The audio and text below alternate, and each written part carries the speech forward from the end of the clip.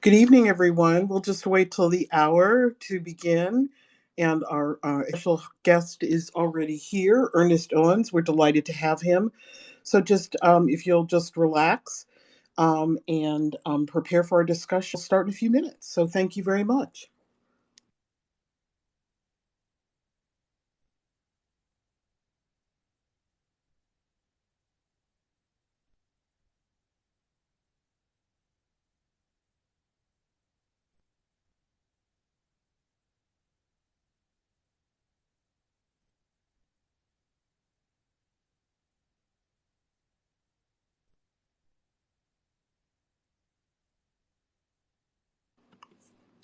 Hi, everybody.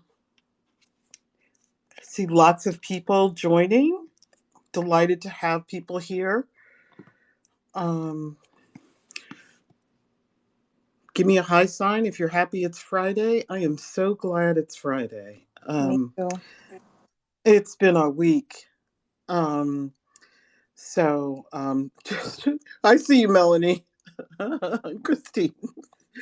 It's just been a mess. But Um, it wasn't hmm, that bad, Sasha. It was okay. There was some good things that happened this week, surprisingly. that's true.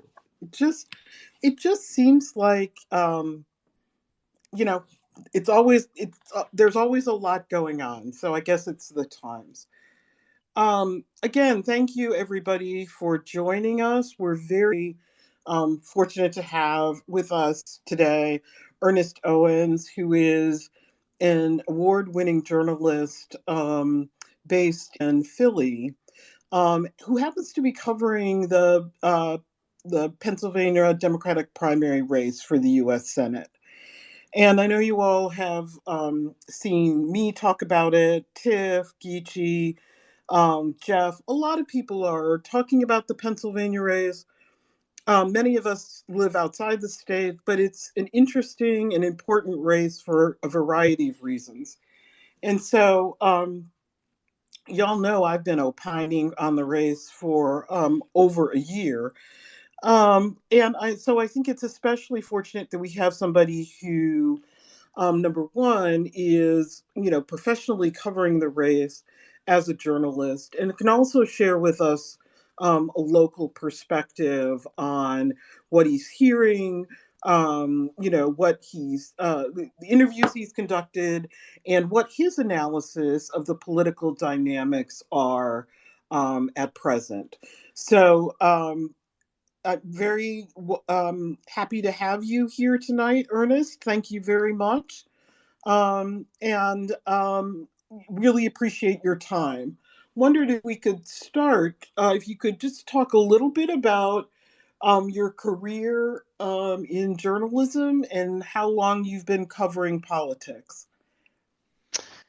Thank you, Sasha, and thank you all for being on tonight. I appreciate it. I see everybody in the room, different people from Philadelphia. I know Tahid, Sharon, Andre, Lucy, others, and just want to be happy that there is, PA representation here, and also just happy that we had this conversation. I do, know there's been a lot going on the past several weeks, and I just really want to just provide a really good perspective. Take questions that are mature and everything and just really get to the root of this election because I know it's important for people that live in Pennsylvania, people that live outside of Pennsylvania, and I just think it's important to have these conversations and have them in a civil way. So I guess I'll start with myself. So I'm Ernest Owens. I'm 30. I turned 30 last year. Um, I've been in Philadelphia for 12 years now. I went to the University of Pennsylvania where I got my bachelor's in communication. I went to University of Southern California, got my master's in communication management. And so my background is in the communication space through media and did journalism off the top. It was my first career. It's been my career since, and I'm in love with it. When I was at Penn, I knew that Philadelphia, and in Pennsylvania as a state, had been a red state that now has turned blue.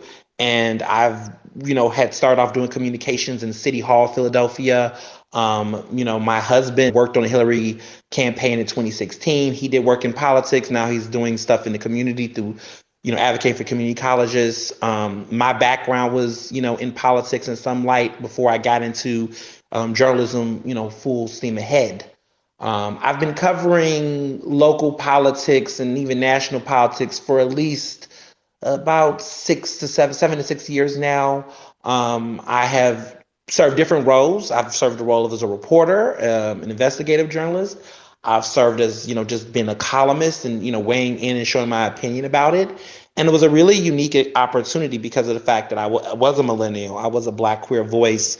And, I would be remiss to not acknowledge the lack of diversity in covering politics, especially around young people in this. And really early on was able to hear and listen to different perspectives, give frank analysis. I've made it clear through entire career that, in roles of a columnist, sometimes having opinions, my opinions are oftentimes influenced by facts. Sometimes I can be sarcastic. Sometimes I can be, just silly. Sometimes I can be, frank and honest. And, say just to clear the air that, when I am in my reporter hat, when I'm in my writing hat and the work that I do when I publish, in many ways, I am thorough with those ideas. I am thorough with the fact checking everything on that end. But when I'm on Twitter, sometimes I'm like everybody else. I have, nuance and multitudes of perspectives. And sometimes, that makes some people uncomfortable. Sometimes it makes people go, hell yeah. But I bring all of that nuance as a Black queer millennial to it. And that's how I've amassed a following over the years. Primarily starting in Philadelphia and then branching out nationwide. I write for Rolling Stone magazine.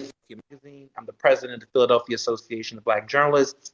I've done work across New York Times, Washington Post. I've criticized progressives. I've criticized liberals, moderates, far-right conservatives, neo-Nazis.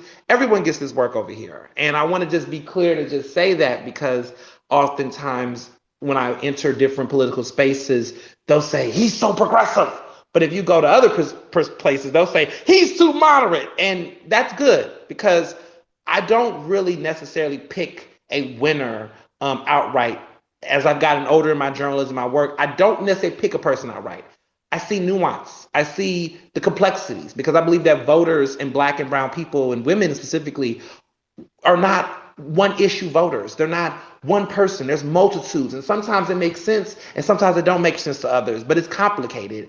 And I think that my writing and my perspective on politics throughout Philadelphia reflects that. I have called for the mayor of Philadelphia to resign. I have criticized Biden. I have criticized Hillary. I've criticized Bernie Sanders. I've criticized Malcolm Kenyatta. I've criticized Kamala. And I've criticized some more than others. But sometimes people look and they'll say, oh, you're over criticizing Kamala more than them. I was like, listen, check my track record. I think most would argue that white cis het men probably get the most heat from me in my writing and in my thoughts. But I think it just comes from the tunnel vision we are in, confirmation bias, and the study of media through communications that I think sometimes shapes how we as voters and individuals see races. And so, looking at all of the national people who are weighing in on this local race, some stuff is not making sense to people. And I get it, right? You're saying, how does that work? And why is this person not doing better? And why is this person getting amplified? And I hope that with the experience that I have done and I've accumulated over these years, I have context for people to understand how we are in now and what I predict is going to happen in May. And so it won't be a shocker to some of the folks online that's like not getting it. And so I'm really happy to have this conversation. Thank you for having me on, Sasha. Thank you, Tiffany. Thank you all for just having me. And I look forward to answering your questions on this topic. And let's go. So it's something. So thank you for providing that background and perspective. Something you said really caught my attention, and you said Pennsylvania went from red to blue. Do you consider Pennsylvania blue now, or do you consider it purple? I think purple might be the more accurate depiction, but I would say that given blue, I'm saying from a state that was for Trump to Biden, right. I think that when it comes to presidential, it definitely is going blue in that way. But I mean, overall, purple for sure. Okay. I'm wondering if for those of us outside Pennsylvania, can you give us sort of like a 5,000-foot view of Pennsylvania politics and the electorate? I think most of us are aware of, I think, James Carville's characterization of Pennsylvania, that it's, Philadelphia and Pittsburgh and Alabama in between or something like that. Mm-hmm. And I'm wondering if you agree with that and can expand on that a little bit to help us get an idea of the contours of the state. Yeah, totally. So I would say there's Philadelphia. Well, so background about me real quick. I grew up in Houston, Texas. So I'm a Texan. And I was born in Chicago, Illinois. So my family's from the Midwest, and then they moved to Houston, and I grew up in Texas and did Future Farmers of America, traveled throughout Texas, and then came, of course, to Philadelphia for college and stayed. So it reminds me of Texas, where in Texas you got Houston, Dallas, and Austin. And I tell people in Pennsylvania, we got Philadelphia, Pittsburgh, and Harrisburg in that order. And then you have a couple of like everything else is just, up for grabs or conservative leaning or, undecided. So you have suburbs near Philadelphia that can move blue depending on the weather, right? And then you got Pittsburgh that typically is Democratic. And then you have Harrisburg that typically is as well. And everything around is pretty conservative or purple or, depending on who it is running, people will shift. I look at Pennsylvania that way. I think what's important to know about Philadelphia is that, you have pockets of blackness that shapes races. Like in Philadelphia, the black vote in Pittsburgh and in Philadelphia, really plays a role in how people vote and how things shape. But in other parts of Pennsylvania, the Commonwealth, that's not necessarily the case. And so one of the issues that I think happens with certain Democrats when they come to Pennsylvania and run is that while they might be favorable in Philadelphia, that does not necessarily translate to the rest of the state, which then can cost them the election. So when my husband and my friends and people I know that was working on the Hillary campaign, and I did support Hillary in 2016, there was a lot of she was in Philadelphia a lot because it's like we are a big city. We have over 1 million people living here. So it's like cracking that jackpot. Like if you get Philly, then it's going to take you to the top. But not necessarily because Trump got everything else around. And I remember covering that race nationally, and I remember seeing people cover it locally. And there was people in my newsroom when I was at Philadelphia Magazine who went to York County, went to places in Pennsylvania. And I was like, y'all, this is not in the bag. Trump can win Pennsylvania. People's like, no, he cannot. Hillary, look at the crowds for Hillary. I'm like, yeah, but this is not enough. And to be full disclosure, I was the vice president of advocacy for Equality Pennsylvania, which was a statewide LGBTQ advocacy organization. And so our LGBTQ advocacy was all across Pennsylvania.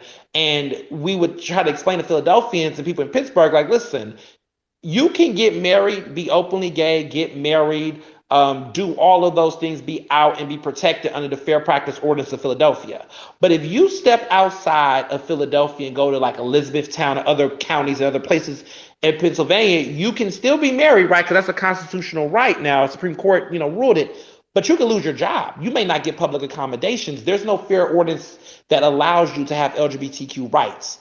And so that's how wild Pennsylvania is. You can tiptoe somewhere else and something can change. You can go anywhere else and it can change. And that's the way voters are as well. And so if you have a strategy in Philadelphia, that strategy may not apply outside of Allegheny County and in Philadelphia County and areas like that. So you have to be able to have a mindset that Philadelphia voters, Pittsburgh voters are not voters in other parts of this state. And sometimes that gets lost in the sauce and why some people are failing compared to others. So can you sort of compare and contrast Philly and Pittsburgh for us? I mean, they're the big metropolitan areas, and of course, Harrisburg is the capital. But how are they similar and how are they different? So I would say Pittsburgh does have a strong, diverse population like Philadelphia. There is a nice number of people of color in Pittsburgh and in Philadelphia. The difference is, I would say, the economic energy. There is a larger, working class factory energy that's there that fuels the way their economy is. They don't have the busting type of citywide appeal that Philly do. Like Philadelphia is the second largest city on the New York, of course, is number one. Pittsburgh doesn't have that kind of flair and flair. They got some buzz, some nice little malls and things, but they don't have that same type of energy. So the way that people work, their economy, their focus, the way they galvanize around issues is very different on that front.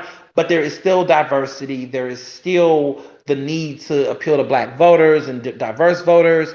But the way that they view economic issues and working class issues is very different. Philadelphia, because we're the poorest major city in America, but there is still this real huge segregation of class and wealth that's on a larger scale, because Philadelphia is one of the biggest major cities in the country. So that's really what we're dealing here. And Pittsburgh is a lot smaller. But I would say that would be some of the differences there for sure. Curious, because I get what you're saying about, Philly not being enough in a general election scenario. Correct. But can a Democrat in a primary run up the score in Philly and win the primary? Yes, but the issue is that you have to have different types. The voters in Philadelphia are splintered. They're not easy to bottle up. And in this particular Senate race, it's splintered. There's so much nuance behind all of these three candidates that Philadelphia isn't going to go to one over the other based on the different fractions and divisions. Philadelphia is more complicated than sometimes I think people read it. Presidential race wise, it's not. Like, if you're a president running and you're running for president in, Philadelphia, it's gonna, if you're running for president, in a general election or a primary election for president, Philadelphia for Democrats is a shoe-in.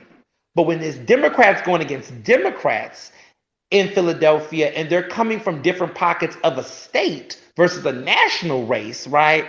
It begins to be a little different. So, for example, Biden in Philadelphia, his headquarters was in Philadelphia. He had the Scranton connection. He was a lock-in. Like, Sanders did not have a chance. Easily did not have a chance.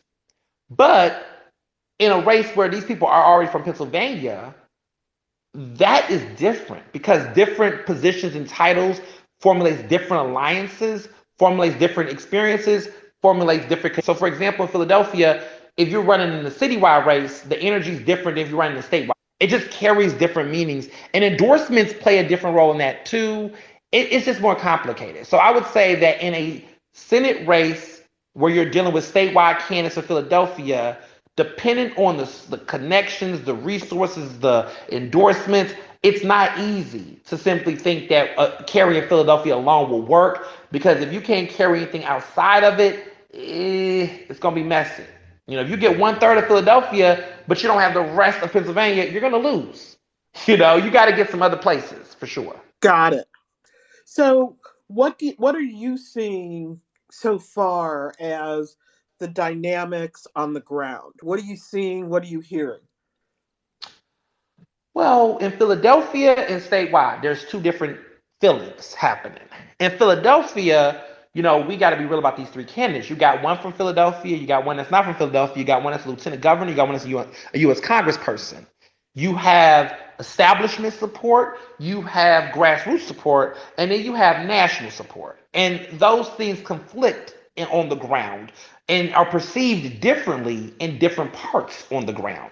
So in Philadelphia right now, you have Fetterman, who has an interesting base of support that's a lot more diverse than people think, but he has like what I would consider that Bernie energy kind of support. He also has a strong progressive support. Then you have Malcolm Kenyatta, who he's fighting with Conor Lamb to get establishment support, because I would say that Fetterman doesn't have establishment support. He has, I would say, silent establishment support, meaning that it's not silent majority of the establishment, but there are some people behind the scenes that support him. And how we know this is because when we look at that Democratic State Committee endorsement, right? Fetterman was not supposed to get 60-something delegates supporting him. And Malcolm, who definitely had the establishment, well, appeared to have establishment interest and support, got less than Fetterman. And he's got Biden pictures, and He's hanging out with, different parts of the Democratic Party. That didn't make sense to people. And to me, that was enough to block Connor Lamb's, what I assumed Connor Lamb was going to get. I told people Connor Lamb was going to get the endorsement by the Democratic Party statewide. I mean, that should be a shoe-in. It wasn't.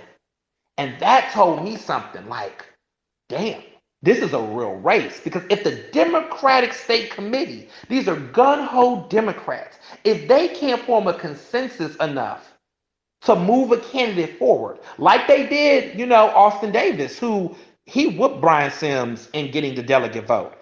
That was a moment. And I think that was a wake-up call that something's going on here. And so that made me work harder to get out here and start asking some questions. Because when I looked up the roster and looked at delegates where they came from and who they voted, some of those delegates, a good chunk of Fetterman's delegates did come from places like Philadelphia. I was like, what? And so I started talking to people off the record, of course. They didn't want to be named. But they were like, look, I'm not seeing it for Malcolm. I think Malcolm thought he was going to get more because he's from Philly. I think his delegate count was ridiculously lower than people thought. And I thought it was really embarrassing, I thought. It was very embarrassing for somebody. The reason why it's embarrassing because Fetterman isn't necessarily trying to get the Democratic Party's vote or interest in the same way that Malcolm has been high-fiving Bob Brady at luncheons, like Democratic City Committee luncheons in Philadelphia. He is still going up to Bob Brady, who is a former congressman, who's the leader of the Philadelphia Democratic Party. He's still cozying up to the establishment. He's still trying to let people know that he's still their guy, even though he has the Working Family Party's endorsement, which is a third party. But he's not a part of that third party, but he's being backed by them in ways that provide him as campaign manager. They provide him other resources that his low funding of his race has not been able to provide him, right? He doesn't have the money. He doesn't have it going on. But what's interesting is he has a lot of black state reps who have come out and endorsed him. He does have these interesting national groups that are endorsing him. And I think there's a problem there because I don't think they really know who he is. I don't think they really know who he is in Philadelphia and represented for so long that it's weird. But I know that was enough to turn off a lot of Democratic delegates that just felt like his whole presentation, this race, was questionable. And that's why he lost the delegates that he thought he was going to get. Because I remember people close to his campaign were thinking he was going to get 70. He didn't get 70. And I know that people didn't expect Fetterman to do as well as he did. Well, what he lost from progressives that he thought he was going to gain, Fetterman got in those progressives in the DNC, the Democratic State Committee that voted for him. Connor did less, and that said a lot. And that also said a lot because people said it wasn't that they didn't like him per se, but it just did not know enough about him. And that's been his issue in Pennsylvania, is that he doesn't have that much name recognition. People just don't know him that much to just throw out and just say, yes, I'm backing him. And I think that him losing, because he had a lot going for him. He got the Philadelphia building trades, which are these big, important labor. I mean, he got a lot of labor support. And some of that labor support is good because Philadelphia is a very big labor city. But the problem with the labor support he's been getting is that some of that has come with controversy. As right now, have now had a council person named Bobby Heenan, who is with labor, big labor dude, was connected to Johnny Dock, who's a big labor boss, okay, who ran Local 98, which is one of the biggest independent labor groups that was funding candidates in the Commonwealth. Both of those people have been indicted and convicted now. They are now out of politics. And he is still doing fundraising parties with Bobby Heenan, and that turned off a lot of establishment Democrats who's trying to steer away from the corruption narrative that the Republicans have tried to taint them with. And the thing is that I know some labor people that's connected to Connor Lamb's campaign. He has a strong loyalty to them because they are the ones that's really fueling his steam. But there's a risk there because he's got to really break away from some of that labor in his campaign to appeal to different types of people, and also not make it look like he's an establishment Dem, a corporate Dem, a labor Dem that's only with one sect of people. He's got to really break from that. And I think even when I look at Kenyatta just has an identity crisis as far as the candidate goes. I don't know I'm not speaking on him personally. I'm just saying that his election has an identity crisis. It's like you want to get letters from Biden, but you want to then get endorsements from the same people that endorse the squad. You want to get working family party endorsements, but then you want to also still high five Bob Brady. You're one moment anti-establishment, but how you got your seat was from the establishment. You haven't shown loyalty to certain people in your own district that's paved the way for you, and you just people just don't know what you stand for, really. Because there's just too much confusion there. And then with Fetterman, Fetterman, he's an interesting character because I'm very much aware. I've studied all these candidates. Fetterman isn't this very much so. I mean, okey doke working class guy. He's come from money, but he has been consistent in how he has since have exhausted his politics.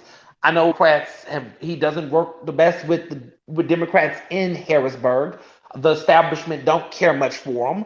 But in some ways, he has bogarted in spite of all of those things. I mean, this man has ran for Senate before. He lost to Katie McGinty, who lost in the general election in 2016. She got a lot of support from that Hillary Clinton wave of people still supporting moderates.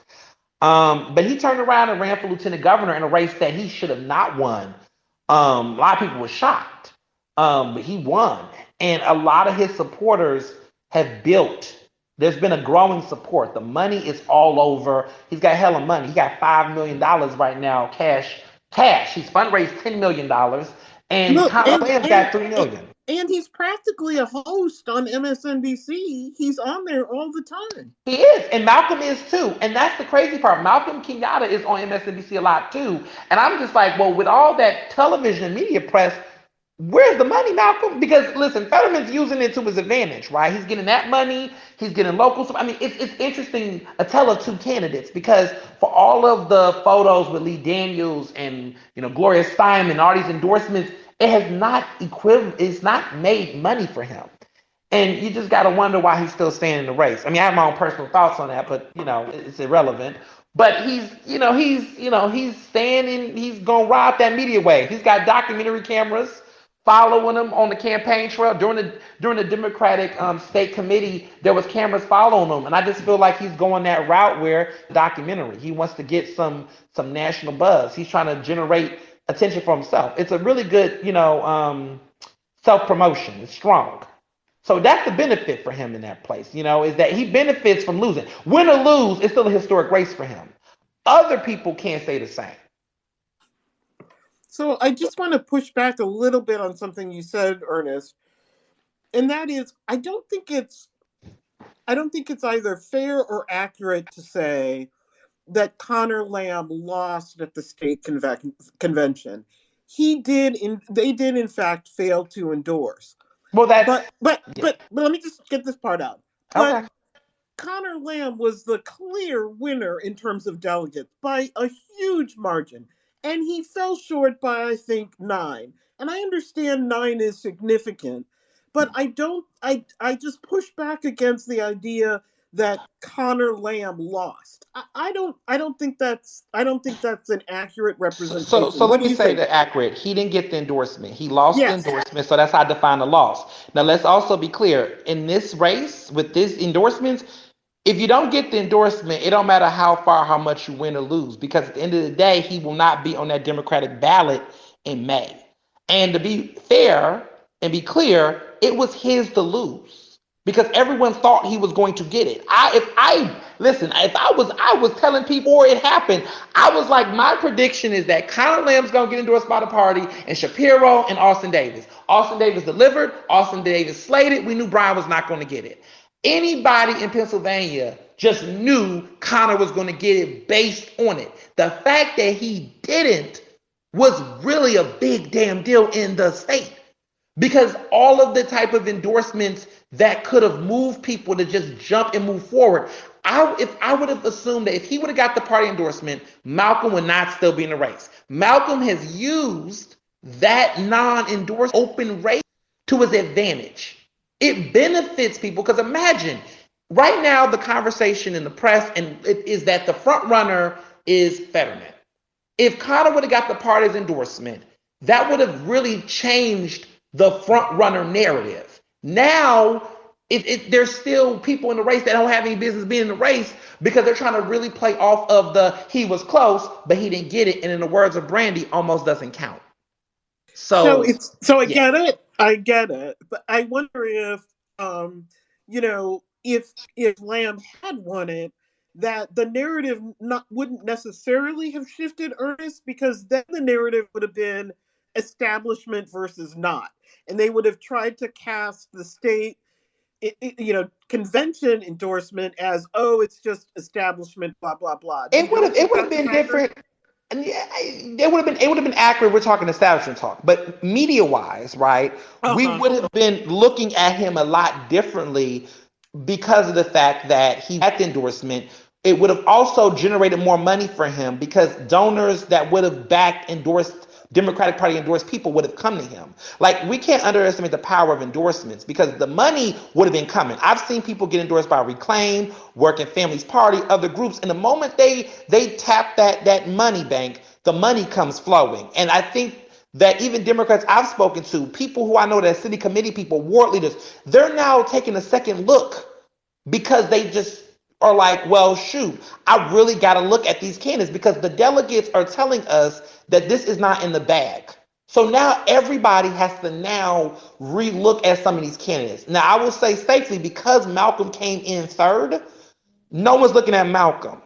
You know what I'm saying? And I think that this is important because some people say, the Democrats is trying to push Brian Sims out of the race because Austin has been awarded the Dem endorsement. Had Connor Lamb got an endorsement, they would have been doing this Kenyatta. That's the most important thing we got to understand with endorsements is that Malcolm would have not been in this race if Connor got that endorsement. Because now the party is trying to tell Brian Sims, dude, drop out. We don't need to raise any resources. We need to make sure the party is united. This endorsement did not speed that process up. Because remember, Malcolm is trying to get the same votes as Connor Lamb. I think Connor Lamb is going to get more votes in Philadelphia than Malcolm Kenyatta. And that's going to be embarrassing. But it's going to happen. I'm willing to bet it's going to happen. Because the world leaders, the committee people I'm talking to, they're tired of him. They're tired of the circus. They're tired of media attention. They know it's a Vanity Fair. The race needs to be down to 2 people, and we need to get there. Because if Malcolm would have not been in that race, Connor Lamb would have got that endorsement. And this would be a different conversation. I'm saying that this conversation is more complicated now because that did not happen. I gotcha. Yeah. So, in your opinion, what is the biggest thing that national reporters are missing? I think that they're missing the role that in Philadelphia, identity politics don't shape the way we vote as much as they assume it do. I think that nationally, I'm a black gay man that's 30, and they think that people like me is going to automatically vote for Malcolm Kenyatta based on it. Hell no. All the black gay people I know in my circle is running from him the same way we don't care for Brian Sims. Brian Sims is a man running for lieutenant governor. He's a white gay man. He couldn't even get the endorsement of the neighborhood in 2016 when he ran for re-election for state rep in his own district. If you think that Philadelphians vote strictly based on identity politics, you got it wrong. If you think Pennsylvanians do, you got it all wrong. This is a city that had a mayor like pushing for Hillary Clinton when Obama was running for president in 2008. This city votes on loyalty. This city votes on personal ties. This city is doing things differently. I look at the building trade. It's ran by a man named Ryan Boyer, who's a big damn deal in Philadelphia. One of the most powerful black men in Philadelphia, if not one of the most powerful black men in Pennsylvania. They are backing Connor Lamb in a city where Malcolm Kenyatta has been. In a city where Malcolm has gotten previous endorsements and support from labor, but in this race, they're not supporting him. How? Why? Because Philadelphians and voters in this Commonwealth do not determine things simply off of identity politics. It's really about the relationships, the people you know, and why. And so for me, I can see that clear as day because I know the relationships and entanglement. A lot of people don't. And so what they do is they create narratives based off of larger things. We don't have an AOC in Philadelphia. We don't have an AOC in Pennsylvania. And I wish people would stop trying to create national trends on every damn local race that's happening. Sometimes it's just black and blue. Sometimes it's just black and white. Sometimes a thing is a thing and nothing else. And sometimes it just don't make any damn sense. Welcome to Philadelphia. Welcome to Pennsylvania. Like, that's just how we vote. And I think there are people in our communities that try to capitalize off of the national confusion. Malcolm has been more on national talking about issues than he has been in his own district talking to regular everyday people. There are people in his district that don't know who he is. And the reason why he's won for a second time is because of the fact that the first time he ran, it was because his damn cousin was in the role because he had the party's backing. The party pushed him forward. And in Philadelphia, when a party pushes you, that's always a guarantee that you'll win. But sometimes if the race has a bunch of, candidates that aren't worth shit, that don't mean anything to those voters, they're not going to show up the same way. So it's easy for an establishment back candidate to win in Philadelphia if the opponent isn't strong enough or don't have that much attention or draw. And that typically is how it is on the local ground. But national, I think, sometimes assume they know black voters and black communities. They think they know how voters are going to sway and how they're going to go. And with everything that's going on in today's world, it's more complicated than that. And I feel like national just paint a broad stroke and just assume they know where people's politics are. There's a lot of people who on Twitter that make assumptions about my politics based on my identity. And if people actually did the work and read my nuanced perspectives, they'll realize that there's a lot of things that I'm for and not for or mixed on and conflicted. I would say that I am, as a black gay man who's young, who's lived in an era where I've seen the effects of the crime bill, I've seen the effects of gay rights evolve and change, I've seen all these things. I see all these people in different magnitudes. And there are days like, yes, I love them, and no, hell no, don't do that. It's complicated. And I think that it should be that way for any person who has not been born in privilege in this country. We should all have contradictions and conflicts with these candidates. I don't stand for any of these people. I'm not a groupie for any of them. Being a journalist tells me so much that the public don't know about these people that I am always going to have a side eye for everybody. Everybody gets this work. But at the end of the day, I still vote.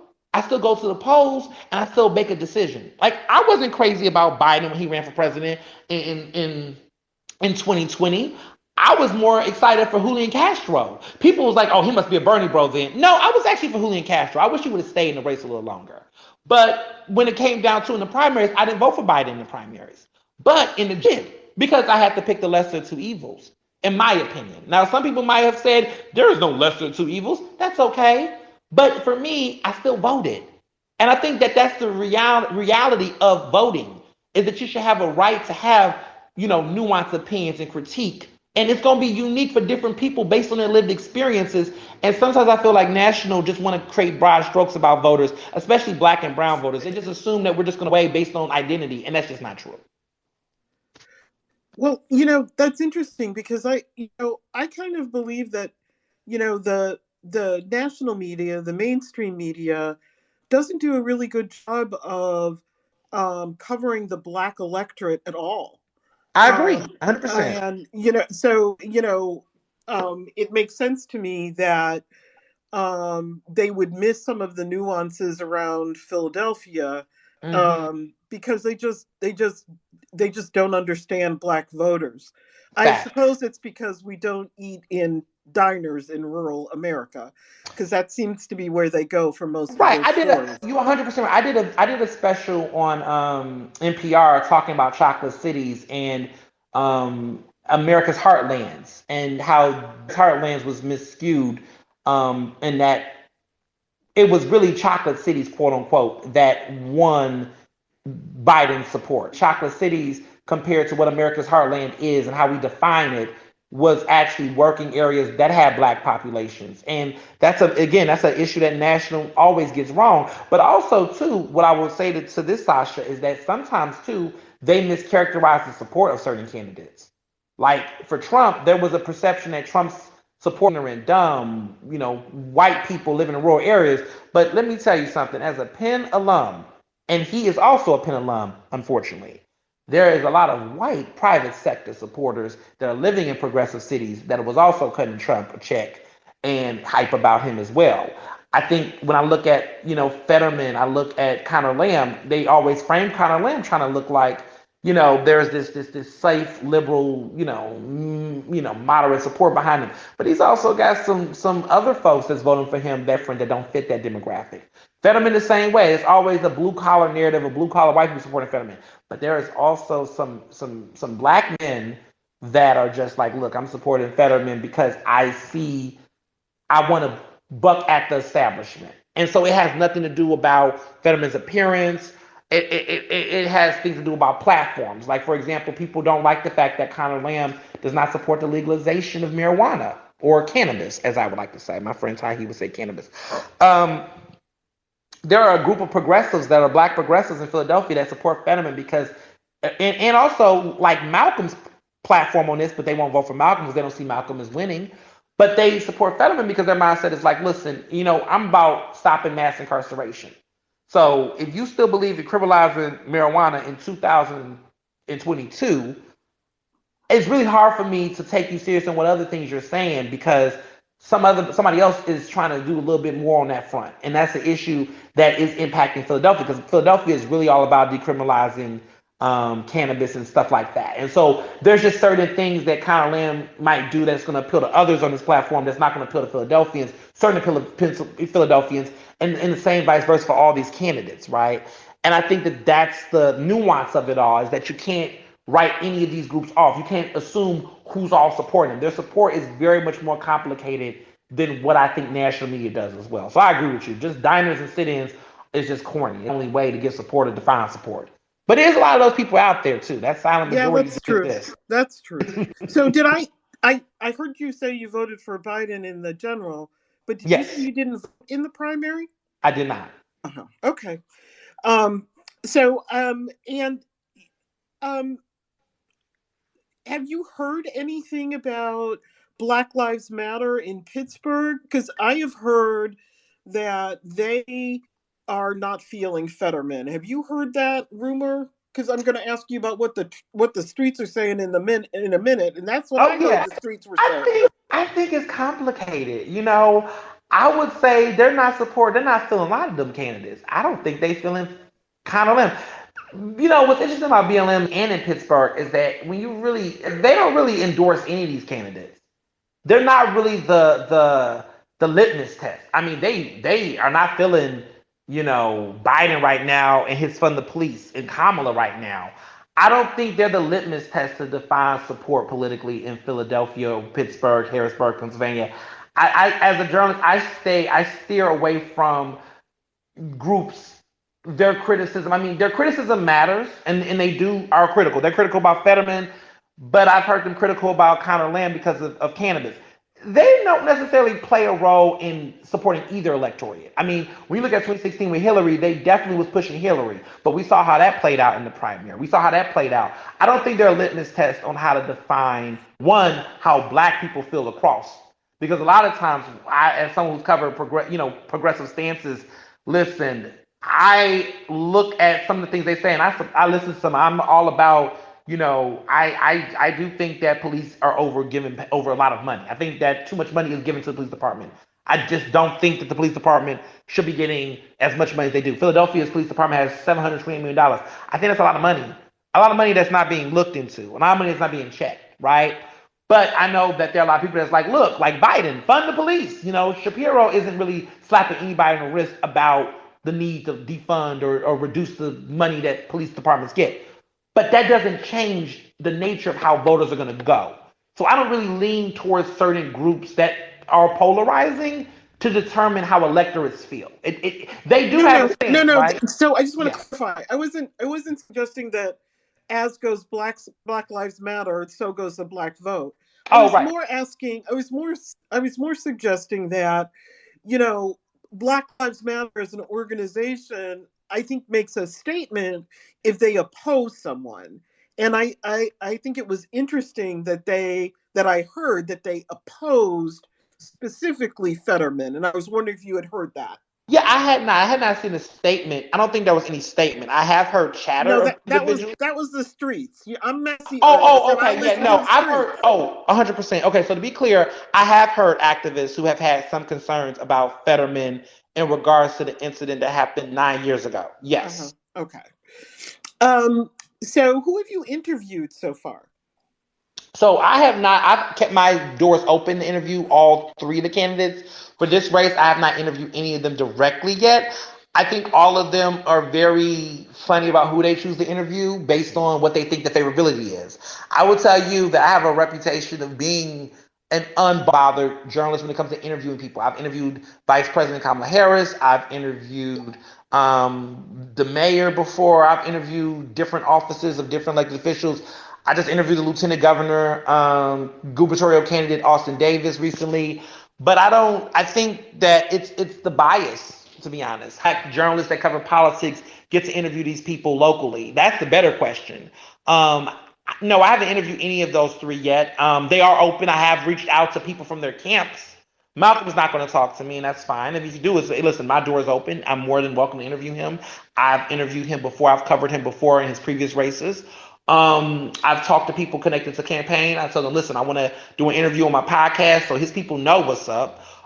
Fetterman's people, Fetterman's camp. I've contacted people from their camp. I said, listen, I need to talk to him. I got some questions for him. I got questions for both of those candidates. Malcolm too, if he wanted to do it, I'm open to it. But I haven't interviewed either of those three of them yet. But I have talked to people close to their campaigns because even though they may not give you that interview at the moment or at that time, they pace it out. They have given me their own questions that they've given me either off the record or, as I would say, on background where they cited their names, but they have answered questions I've had directly from the camp. So I will say that I have gotten answers from all three of their camps, even though they may not want to put it in an article. I have gotten insight and have had conversations with their camps. Yes. So that's interesting. So of the three remaining Dem candidates, Kenyatta, Fetterman, and Lamb, Yes. who do you see as their respective political constituencies? Who's going after what vote, and who's locking up more? Who's locking up what vote? Mm. So hard. I don't know who the hell Kenyatta's getting right now. I don't know. I think he's trying to get, liberal voters. Vague. He's trying to get Philly voters. I think he's trying to get marginalized voters, like black and brown voters, queer voters. Um, I think that's what he's trying to get. I don't think he's succeeding that well. I think that his viability just isn't hitting. And the more and more he stays in the race, it's hurting other people. I think it's definitely hurting Connor Lamb. The more he is in this race, it's hurting Connor Lamb. Because the state reps, right, that are black, that live in Philadelphia, live across Pennsylvania, I think they're like, they can't support Connor Lamb right now because they got to hold it down for their dog because they're in the Black Caucus. So I think they might endorse Kenyatta publicly, but they might privately for Lamb. But the problem is they got huge platforms where they can tell their constituents and their ward leaders, but they can't do that. And some of them are ward leaders. So if they're endorsing individuals like Kenyatta on the ballots that they might put out or something, they might skew that way. So it's fractured. It's very fractured. So I don't know what the hell he's doing. I just don't get it right now. I mean, again, maybe a good documentary, a good book. I think he's going to benefit from the things that come with running as a candidate. I know some people was upset when I compared him to Buttigieg, and maybe that was, I won't say that now. But what I will say is that I think that because Buttigieg ended up going into office, he ended up working. I don't know. I think there's a way in which that's unfair to judge. No, you're right. And that's what I'm saying. I would say that's what I'm saying. I'm saying that Buttigieg ended up going to work. He ended up getting an appointment. He got back to work. I don't know if Malcolm's going back to work anywhere. Maybe back to the state house he goes. Back to Harrisburg, maybe. Maybe he'll go back there because, that's the seat he's going to keep. But I don't know because they're probably running challenges against him. And, that's still up in the air. So maybe he goes back to Harrisburg. Or maybe he do something else. I don't know. But there'll be a book, there'll be a document, there'll be something. There's going to be something coming out of it that's going to serve him more than it's going to do anything for constituents. I know that's a fair assumption. Conor Lamb, I think Conor is trying to get this moderate vote that is very much so like safe, the safe vote. And there's nothing wrong with the safe vote. Biden had to get the safe vote, right? It's the vote that's like, look, we know, look, if you don't want to go all the way Fetterman, because there's some polarizing ends. Malcolm's on one end of the spectrum and Fetterman's on one end. So if you're just somebody who just want to vote for a Democrat, Conor Lamb might be just like, okay, vote for him. He's that middle of the road dude, white, young, youthful looking, safe, right? So he's going to go for people that don't got time to go left or right. That's where he's gonna go.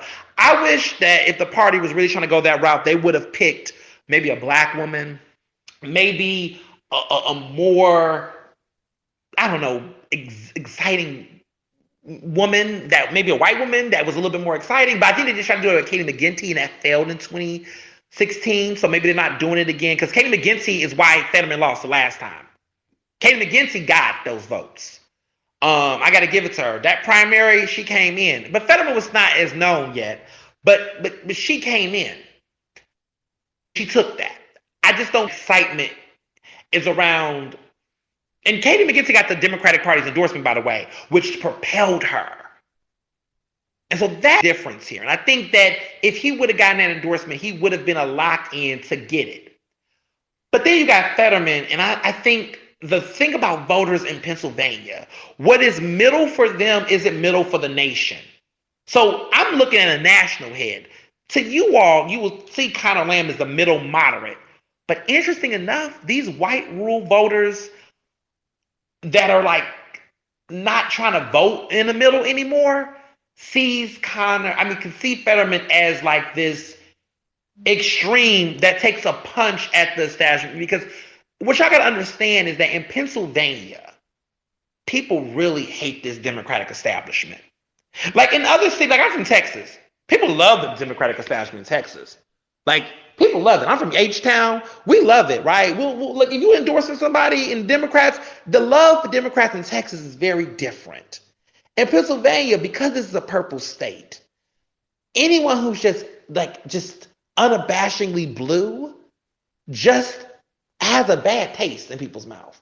And I've talked to voters across the country, but just really specifically in Pennsylvania, that when they look at Fetterman, they say, oh, voting for him is going to upset the Democratic Party and establishment. They'll work with him, but they want that upsetness. They don't want the Trump disappointment, because that was those same voters that was rageful and was like, I'm going to go and vote for Trump to really punch at it. But Fetterman has this interesting ability that he hits on the right notes, that the platform is good. The platform is strong. The critiques about Fetterman, I haven't heard critiques about the platform. It's always about how he looks. It's always about his demeanor. It's always about all these other aesthetics. But that platform seems to really appeal to a broader base of people in ways that others don't. His platform is not extremely progressive the way that some people have dramatized. Like, he's not talking about defund the police. He's not talking about a lot of that kind of stuff. But he is, talking about some liberal things like legalizing cannabis and other things that got people like, okay. And I gotta be honest, Ernest. Most of what I hear him talk about is weed and sheets. Yeah, and nationally. But if you go to Germantown like he was in Philly last week, his conversations to those people in that room was very different. Mm-hmm. And that's what he's doing. He's spending more time with people than he is with the press. And that's making Malcolm mad, because Malcolm loves a camera. Malcolm loves the camera. He ain't ran from the camera he ain't never been afraid of. I think Conor Lamb is chill with the press. He's like, look, I'll talk. He's pretty standard. And journalists like that. I think it's frustrating for journalists sometimes that Fetterman does not really talk to the media that much. But that's a strategy a lot of front runners do, where they don't talk to the press because they're not going to keep putting their foot, since we're on the topic of feet, in their mouths. And I just think that it's going to be interesting to see that for what's so interesting is that Fetterman has rent down this role before. Malcolm has never had a national race. Conor Lamb has. He ran for Congress. This is a grown man's game. This is a race for people who've been through these types of terrains.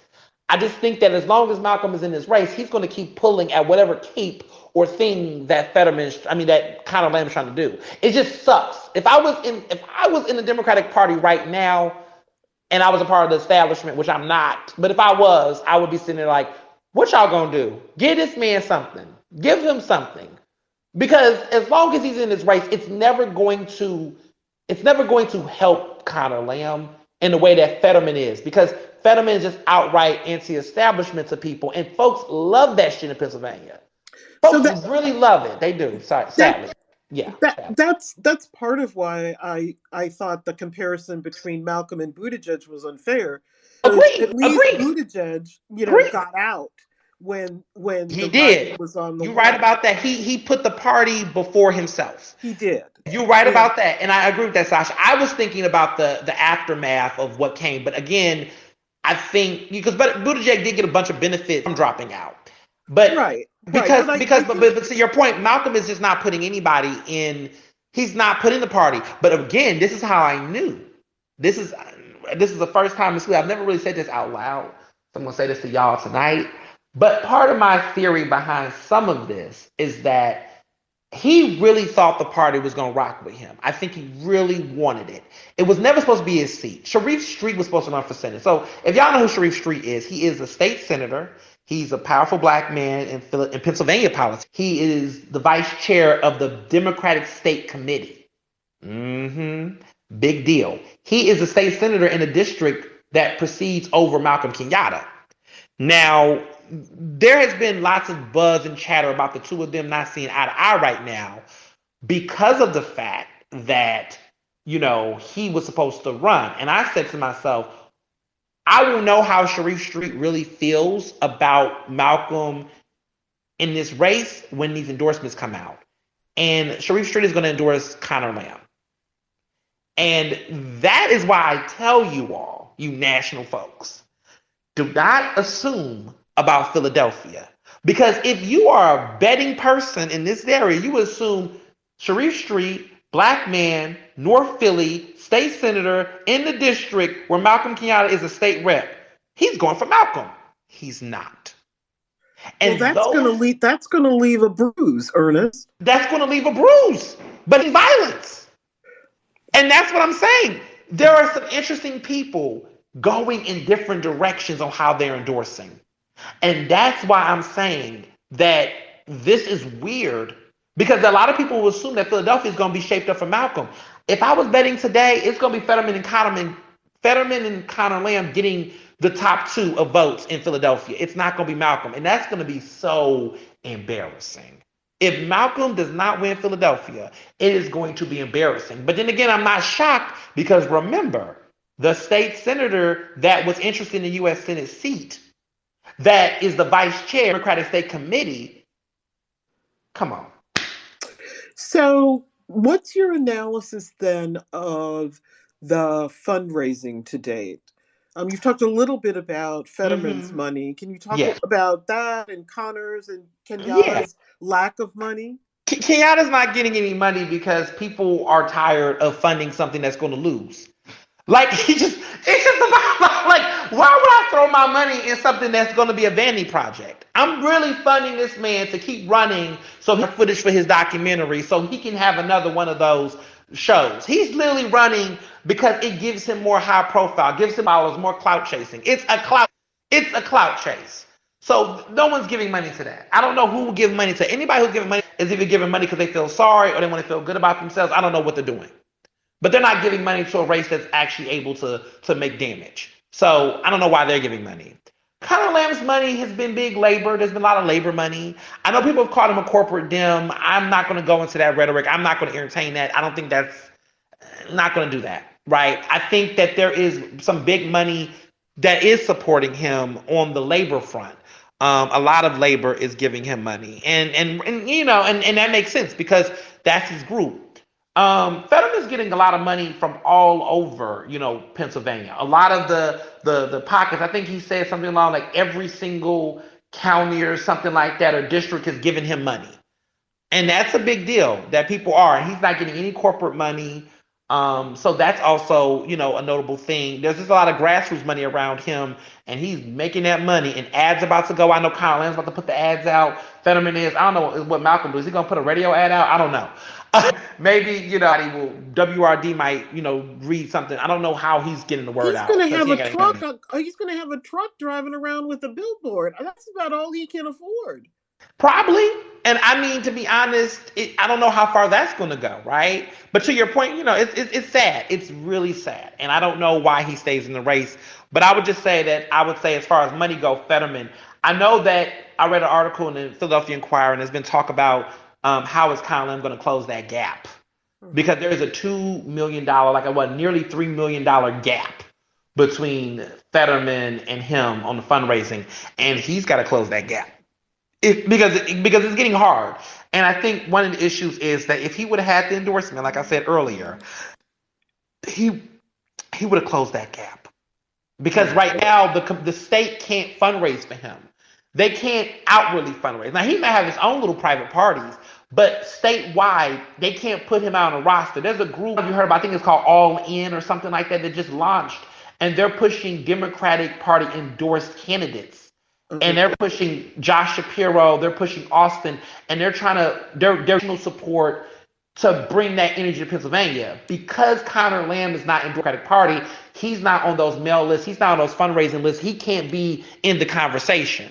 So that's why they're telling. Do you go have ahead, thoughts on why Dwight Evans hasn't endorsed Kenyatta? Okay, that sounds like there's some mess there. No, there's the same kind of mess with Sharif Street, right? Sharif Street. Fun fact, Sharif Street hired Malcolm. Malcolm Kenyatta was working Sharif Street office before he was in politics fully. So it's some deep cuts here. I think Dwight Evans is a smart man. He's not doing it because it's their way. He's going to probably support another congressman. I don't know who he's endorsing. I know a lot of Democrats I've called privately to say, what you doing, right? They're just being quiet right now. But I do know that I expect next week or very soon, there will be a wave of political support within the Democratic Party around Conor Lamb. And I think that that's going to be a way to double down. So there's a woman named Joanna McClinton who I heard named what? Your Wi-Fi is going in and out. There's a woman named what? Who? Oh, Joanna McClinton. She's wonderful. She's wonderful. She's very popular in Philadelphia, Pennsylvania. She's going to be endorsing Conor Lamb, from what I've heard from my sources. Mm-hmm. And that's going to be a punch to Malcolm again. Oh. Because of the fact that, he is, they've been really cool. They've been really good friends and pals throughout his political career. And so he has definitely have thrown a hissy fit about it amongst his circle of people. I think that Sharif Street and Joanna supporting Conor Lamb is going to be a major nail for Malcolm. It's going to be harder for him to keep running this race at this point. So that needs to get resolved soon because we're getting close to this damn primary. And there's got to be some tightening up if they're trying to make this a competitive race. Because right now, if I was a voting man today, I would say Fetterman has it. Because too much, the establishment hasn't gotten their shit together. Just being frank, because it doesn't look right now, and there's some people that's saying, voters that I know that's been undecided. That's like, listen, the Democratic Party got too much internal fighting. I'm gonna vote for this outsider that just doesn't want to deal with the shit. I mean, that's really the attitude I'm getting from people. They're like, look, this is too much. If Conor Lamb was the man for the party, then the party needs to go ahead and go all out. They haven't. They tried. It didn't work. And that is leaving a question mark to people about how serious and how unpredictable this race is going.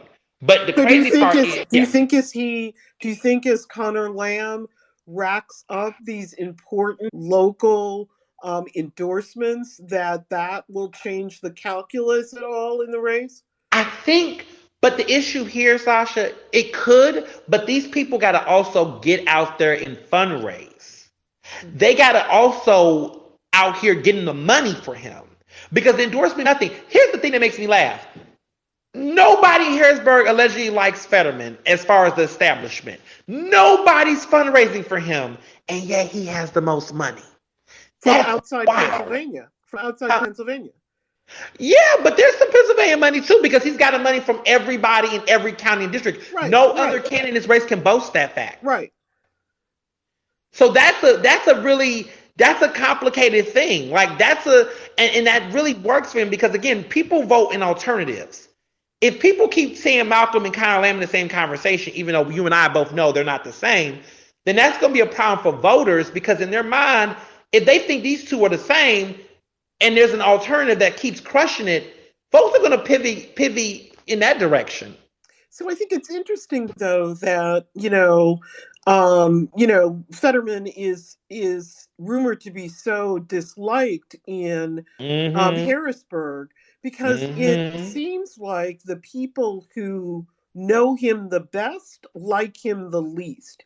And it suggests to me that he doesn't work and play well with others.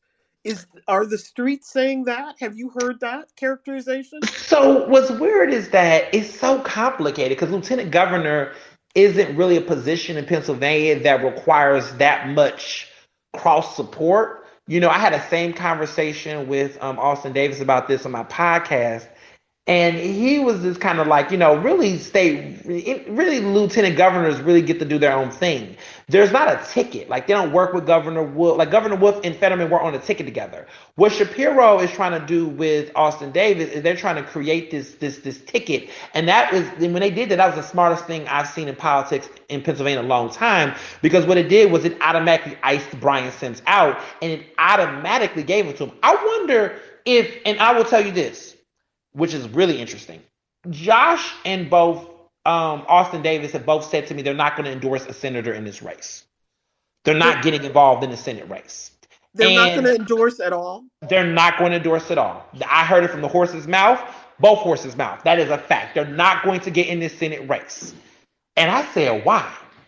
And they said, because it's Austin Davis told me it's complicated for him because he knows Conor Lamb a little bit, not too much. But he knows Malcolm really well because they're in the Black Caucus together. But he lives in Allegheny County and knows Fetterman and lives not too far from Fetterman. It's complicated. So they're not trying to get in the middle of that. They said whoever the voters vote for at the primary is who they're going to support. And so that's what makes it weird. Because even the strongest, like Josh Shapiro does not have nothing to lose. And he still won't endorse a Senate candidate. Austin Davis is pretty much the front runner. And he still won't get involved in the Senate race. And Dwight Evans may not get in it either. And so when you have these political heavyweights, like the governor, right, not getting in the race, not getting in this, when they could, that's really telling you something.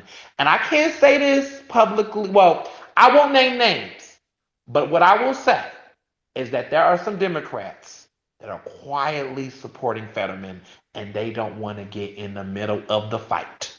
Because as much as there are moderates or there are people who you would never bet, that silent majority is being quiet. There's a real quiet thunder because there's some people I know who really do want to see change and they think that Fetterman winning the primary will disrupt the current Democratic committee powers that be, and it will shake it up in a way that it will open up opportunity for more diverse, more youthful, more different leadership within the state party. They want to see that change. Youthful? Isn't Fetterman 50 something? No. He's not running the Democratic State Committee. I'm talking about these other electeds, right? When you see a candidate wins that disrupts the party, right, in some type of way, that changes the trajectory of leadership. Leadership might say, we can't run things the way we're currently running them because these people aren't delivering the goods. Like, if I was in the Democratic State Committee right now, I should be biting my nails because our majority delegate getting candidate did not get the endorsement and may actually lose. So the establishment loses. And then people have to say, well, who's currently in the establishment? Who's running this ship? They got to go. And I think that now that this has happened, there's some people that probably want to usher out the current leadership on the state and city level. Mark my words. If Fetterman wins this primary, the current leaders at the Democratic State Committee will not be there by the end of this year. The midterm will be it for them. They're done. So I just have a couple more questions before we open it up for my co-hosts and to the other people Okay. in listening in the space. And thank you Okay. so much for everything you said so far. No problem. Is there anything else that you want to reveal that the streets are saying that's, kind of interesting and messy that we might be interested in? Because I don't know if you know, but I like mess, so I just want to ask. Well, I hear you. I will say that I think that a lot of the candidates will be surprised to know that there might be some the closer we get, the more is going to come out about candidates, I will say. Um, I think there's just going to be a lot of endorsements that's going to come out that's going to really hurt some candidates in this race. And I think the people that will stay out the race, that's going to say a lot too. I always tell people silence can be violence. And people that decide to stay out the race, that's going to shape the race too. And those who do and how they get in, they're going to shape it. But what I will say is that in the end, this will be a two-person race. Whether or not the other person decides to stay in or not, this will be a two-person race. And it will be visceral and it will be bloody and it's going to go down. And I just think that some people who are working on these campaigns, who's getting involved, they need to really think about their political futures, and what that's going to look like. I think if I was in the Working Families Party right now, I would be taking a step to think about how I'm going to run other candidates in local races based on how I got involved in these national statewide races. Do you think? I think a lot of people. Do you think the Workers' Families Party is propping up Kenyatta? They endorsed them for it. But are they propping him up? Are they keeping him in? Are they insisting? I think half of them don't even like him. I think that do you think he's the Elizabeth Warren in this race? Well, Elizabeth Warren was smart. Okay. I would say, I think he's more like a Ralph Nader, to be honest. Mm-hmm. I feel like he's going to be Ralph Nader if he's. But a spoiler for sure. For sure. Mm-hmm. I 100%. I think spoiler is a fair assessment. I just don't know. And I think that it's very clear to him. Like, we know math. We both know statistics. We know how this is going to go.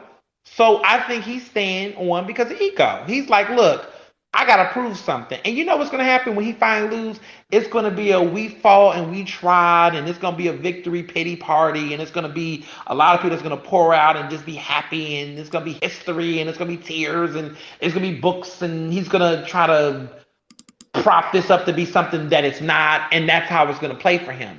But what's going to end up happening is that somebody like Conor Lamb's going to lose if nothing changes between now and May. So can you talk about? I mean, just two more questions. The first one is, why do you think that Democrats in Pennsylvania have an appetite for disruptive, flipping the table politics in a post-Trump era? I mean, I think that's what Trump did. I think that's what Trump's candidacy represented. And I have a hard time accepting that Democrats would that. I think what Democrats want is predictability and stability and somebody who will will reliably move the Biden-Harris agenda through Congress. That's what I think rank and file Democrats want. They don't want to flip the table. So, I mean, how is that a dynamic in Pennsylvania, and why would that be different there? Because, like we said before this, Pennsylvania is purple. It's an intermix. It's not straight rank and file anything amongst the public. So you got people who don't necessarily, I think there's some extremes here. I think a lot of people act like Fetterman gonna really come up in Congress and really do all that. He ain't gonna do all that. He ain't. I don't have this fear that, I mean, I think he's going to be a lot better. Because look what rank and file, quote unquote, Democrats did. Simia, Joe Manchin, those types of quote unquote moderates that shot. They play so much up for the non-liberals. And I think that what really people really want, I mean, I can speak for Pennsylvania because they don't really hit the same way. Like if I was in Houston, Texas, this would be a different conversation because voters are different there and candidates are different there. But in Pennsylvania, I think is that when you look at Philadelphia, for example, Philadelphia has been the most democratically loyal city in this country. And yet, it's the poorest major city in this country. It's a city that has a lot of gun violence. It's a city that has a very diverse city council. And for all of the identity politics, all of the hooping and hollering about a progressive agenda or a more feasible, it has not given people resources. It has not given people what they need. And by all means, yes, Republicans would probably be worse, but at some point of fall in line, go with the party. It's not the people that have been on their asses loyal to this party for years and decades. And so there's an interest in shaping this party to be something different than what it was, different results that can challenge and move people to different ways. And as long as they're doing it within the confines of the party, that's a reckoning that's long overdue. And the problem is the party could have been did this on a local level if they would have just invested more in different candidates and younger candidates and people that just had different invested ideas. More in what? You faded out. Can you say that again? I'm sorry, in younger candidates and different candidates that was trying to be Democrats. Let me say this. The reason why there are some black Democrats, young people that are getting third-party endorsements and money is because the party wants to keep the same old dusty-ass elected officials in office for 20, 30 years and literally be a complete turnover because these people want you to kiss the ring for 20, 30 years. And that's a problem because nobody should have to wait that long. So you wonder how we get the AOCs, we get the Mondaires and the others because these people are sick and tired of being sick and tired. They don't want to become Republicans like Joe Manchin and betray the party, but they also don't want to entrust the rank and file types of Democrats that has consistently not delivered the goods after promising them the goods each and every time. So that naturally it makes sense. After promising them what? Promising them to deliver the goods each and every time. There's always promises that there's going to be a new day, there's going to be a new this, there's going to be a new that. And I think the incrementalness of it all for some people is what's creating that. And that's a national conversation, but really on a local conversation when you look at these local seats, because I always tell people all politics is local. If a city like Philadelphia cannot unify or get its local elected officials together, if the corruption, the grifting, the scandals after scandals don't get addressed, if we keep seeing establishment Democrats promise things and don't deliver, if they don't move a little bit or budge a little bit, and budging is always budging on the right and not budging to the left, that's going to make people want to change. And so we're seeing an uprising right now of a lot of different types of Democrats that are running for these seats. Let me just say, I just have to say, as someone who's been a Democrat for 40 plus years. In what state? In what state? Originally from Illinois. I'm from Chicago. So I grew up and was raised on Chicago politics, and what that's and like. So I know. Oh yeah, my family. Yes. But as somebody who's been a Democrat for 40 plus years, I bristle at the idea that I need to step aside just because someone's younger. I'm not saying that at all. Let me finish. Yeah, go ahead. And so my response to that is, come and take it, young blood. And that's what's happening. Because you've got to prove yourself. I do. Yes. Right. Right. So, I kind of bristle at the idea that something should be given just because of youth, rather than earned based on a variety of factors. But you're not. So but if you get that out there. No, agreed. But I think you're not hearing what I'm saying. You asked earlier, why is there this shake the table? That's what they're doing. That's what they're doing. They're running. They're running. They're getting money. They're campaigning. They're challenging the establishment. They're running. They're getting their petitions. They're building support. Is that not good enough for them to run? Like, you know what's funny? The I same mean, who's people. stopping them from running though, Ernest? Well, I mean, no, that's what I no. don't get. No, but there is people stopping them from running, right? Like there is certain things. They're knocking people off ballots, intimidating people. Like I've that so much that's another book for another day. But there's all types of nasty internal establishments that happen on local ground that intimidate and Yeah, I belittle get and that. get I'm people off from the bus. Chicago. I You get it. know, so you already know. So that happens too. But the other issue, though, and to my point I was making earlier, is that essentially I agree with you. None of these people are trying to be entitled to get anything. What I'm saying is that because there is not a succession plan, because there's not enough, we don't do enough succession plan, we don't do enough mentoring, we don't do enough investing. These people hold these seasons until they die. And also, too, to a certain extent, there's no elevation. And also, to a certain extent, you know, you shouldn't have to leave because you're old, but there's almost a sense that how do you think that the day will not come? And that's what's happening right now is that it's not that people are waiting to be asked because a lot of times they do ask for permission. They say, hey, when's my turn? They say, wait 4 more years, wait 6 more years, wait this many years. And they're like, you know what? Why do I got to keep waiting? And what's crazy is that the very older elected officials we're talking about today, those people ran in their 20s. Biden was in his late 20s. Mm-hmm. He was in his late 20s. Shaka Fatah, who's now, you know, no longer in politics, but Right. these people were in their 20s. So it's funny because I'm not even seeing that many 20 run now. I'm seeing people in their 30s, and they're being told by folks that ran in their 20s that you're not ready. That's hilarious, given that a lot of these Congress people ran in their early 30s and late 20s. And the crazy part is that they're still in office after all those years. And now they're trying to laugh at these young people that's running like, you know, they're not ready yet. You wasn't ready yet either. So let me ask my final question before Yes. they turn off my Yes. Wi-Fi here in the old folks' home. Um, you know, I've tweeted a lot about this race, and part of it is because I'm so deeply bothered and offended by the 2013 incident of John Fetterman um, chasing a black jogger with a loaded shotgun. For those of you who don't know the story, the police report is very clear.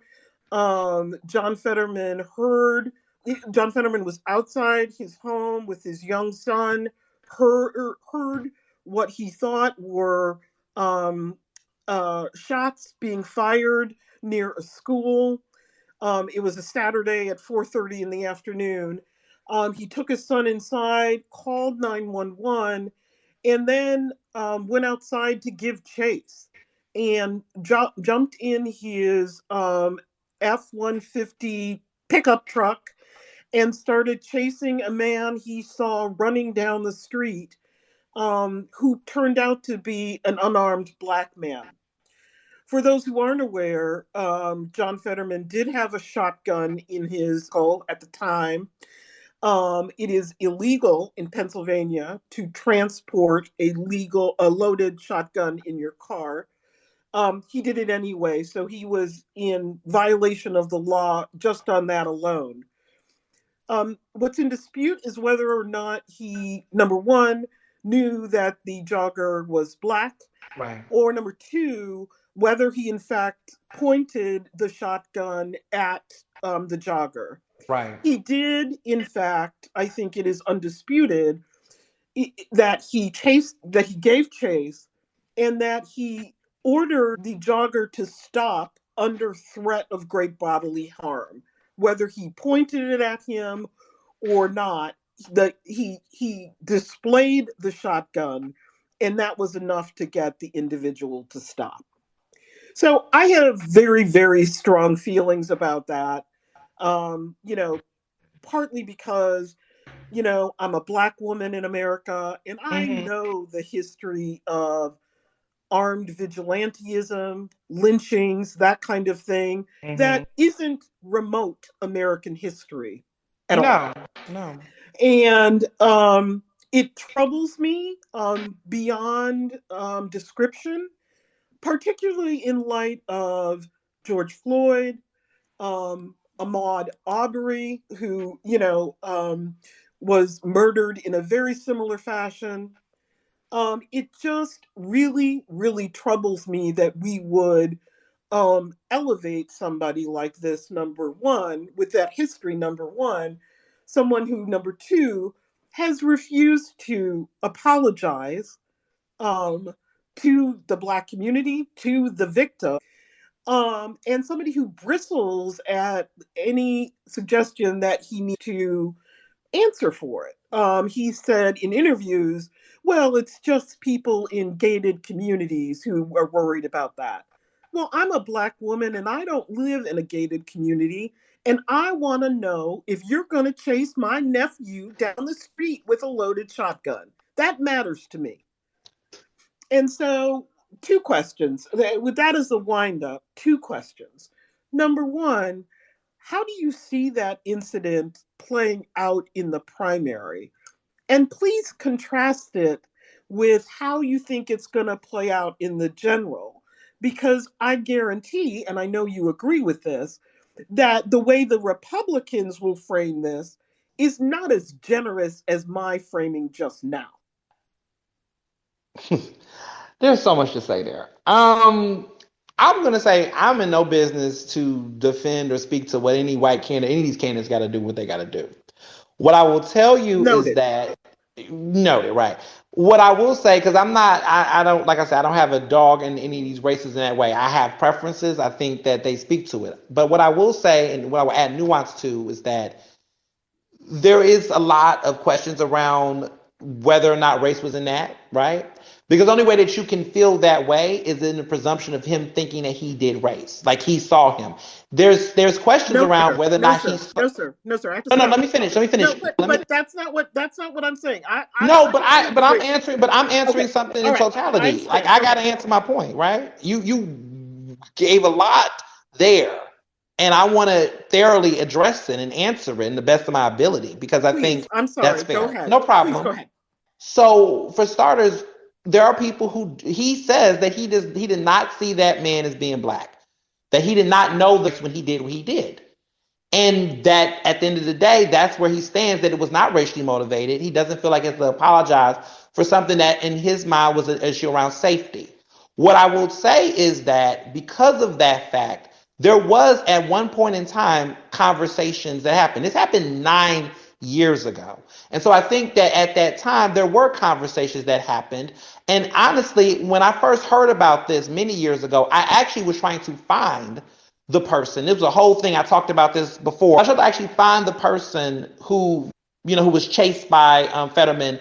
And when I looked, I've tried to find this man. This man was in prison for kidnapping, threats, kidnapping someone, holding them at ransom.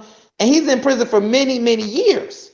And I'm not saying that in that moment Fetterman knew any of that or whatever, but I think what it did for some people who was trying to figure out any level of suspicion or question was that, one, Fetterman said he didn't know who the man is. There was speculation about what that man was doing and if he was shooting or not. That was in question. But what we find out is that this man was out here holding people at gunpoint, getting in prison for ransom, holding people at ransom.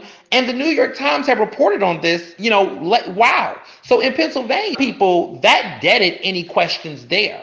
But the second thing that also came about it is that he was in a city that had an 80% Black population, and he won real shortly after. He ran again for lieutenant governor, won lieutenant governor, and people tried to bring that conversation up. To me, it's the thing that reminds me of the conversation, even compare it to like Hillary or Biden's gaffes or Hillary's super predators or Bill Clinton's comments, is that there has always been a question within this Democratic Party, whether I agree with it or not, but I find it interesting that people who will support Joe Biden aggressively, support Bill Clinton aggressively, will say, oh, well, Fetterman did this, and I'm questioning this, when there's still speculation there, right? Questions of whether or not he did. It's been addressed many times. He got reelected multiple times. And the question becomes, but aren't you not concerned about Biden and some of the racist things he said, the policies he's pushed, the things that's caused issues? Aren't you not concerned about super predator comments from Hillary Clinton? We don't. You know why? Because we recognize in many ways we give grace We give grace to white people who run for office. Sometimes more than enough to me. I'm like, what are we doing here? But we have given, when I hear establishment Dems bring this up, I say, you've given so much grace to these white candidates who have done far worse. Grace to them on their statements. You say there's a bigger picture here. And then the number one thing that I would say to argue right on it is that you have to look at policy. So if we're to say we're concerned about Fetterman, what policies does Fetterman push that are anti-black? What in Fetterman's lifetime do you think Fetterman's a racist? He has been in the city for money. Because I want to let people know he ain't no blue collar man like he may appear to be in his campaigns. This man came from money, came to a black city, got gun violence out of the picture for 5 consecutive years, was teaching black and brown students GED, was pretty much engrossed and popular within that community, stayed there, had an incident that took place. Some people, establishment, folks that don't live in Pennsylvania, don't live in Braddock, made that case more than what it was, capitalized off of retroactively trying to punish somebody for something that happened 9 years ago at a time where none of our faves, right, a lot of you are white elected faves, couldn't even say Black Lives Matter, didn't know anything about racial justice, and finally got on the bandwagon of legalizing marijuana in 2020. And so I just think the cherry picking and the retroactively trying to crucify or punish someone on something that's speculative when information is proven otherwise, I just find it a contradiction. And that's something that I've had to understand because, again, I was trying to find the man. I wanted to hear his story. I was trying to figure out what people thought there, but I was making assumptions about what those people in those communities thought. In that community, they love him. They like him. They don't consider him a racist. No one's running around in Pennsylvania being like John Fetterman's a racist. And every time people use it, it's a political talking point that's been weaponized by establishment people to try to smear him. It has not stuck. It is not stuck. And it's not going to stick in the primary. And it's not going to stick in the general because it's been addressed in the lieutenant governor's race. It was addressed when he ran for re-election. It just is not sticking. And so if you're trying to make the argument about Fetterman, what are you trying to imply? Are you trying to imply he's a racist? Because look at his policies. His policies are not giving that compared to Colin Lamb's policies that do appear in some cases to be anti-black. If you are in 2022 trying to criminalize marijuana possession when you know that black men and women are disproportionately incarcerated behind marijuana possession, you're trying to keep the criminalization of that alive?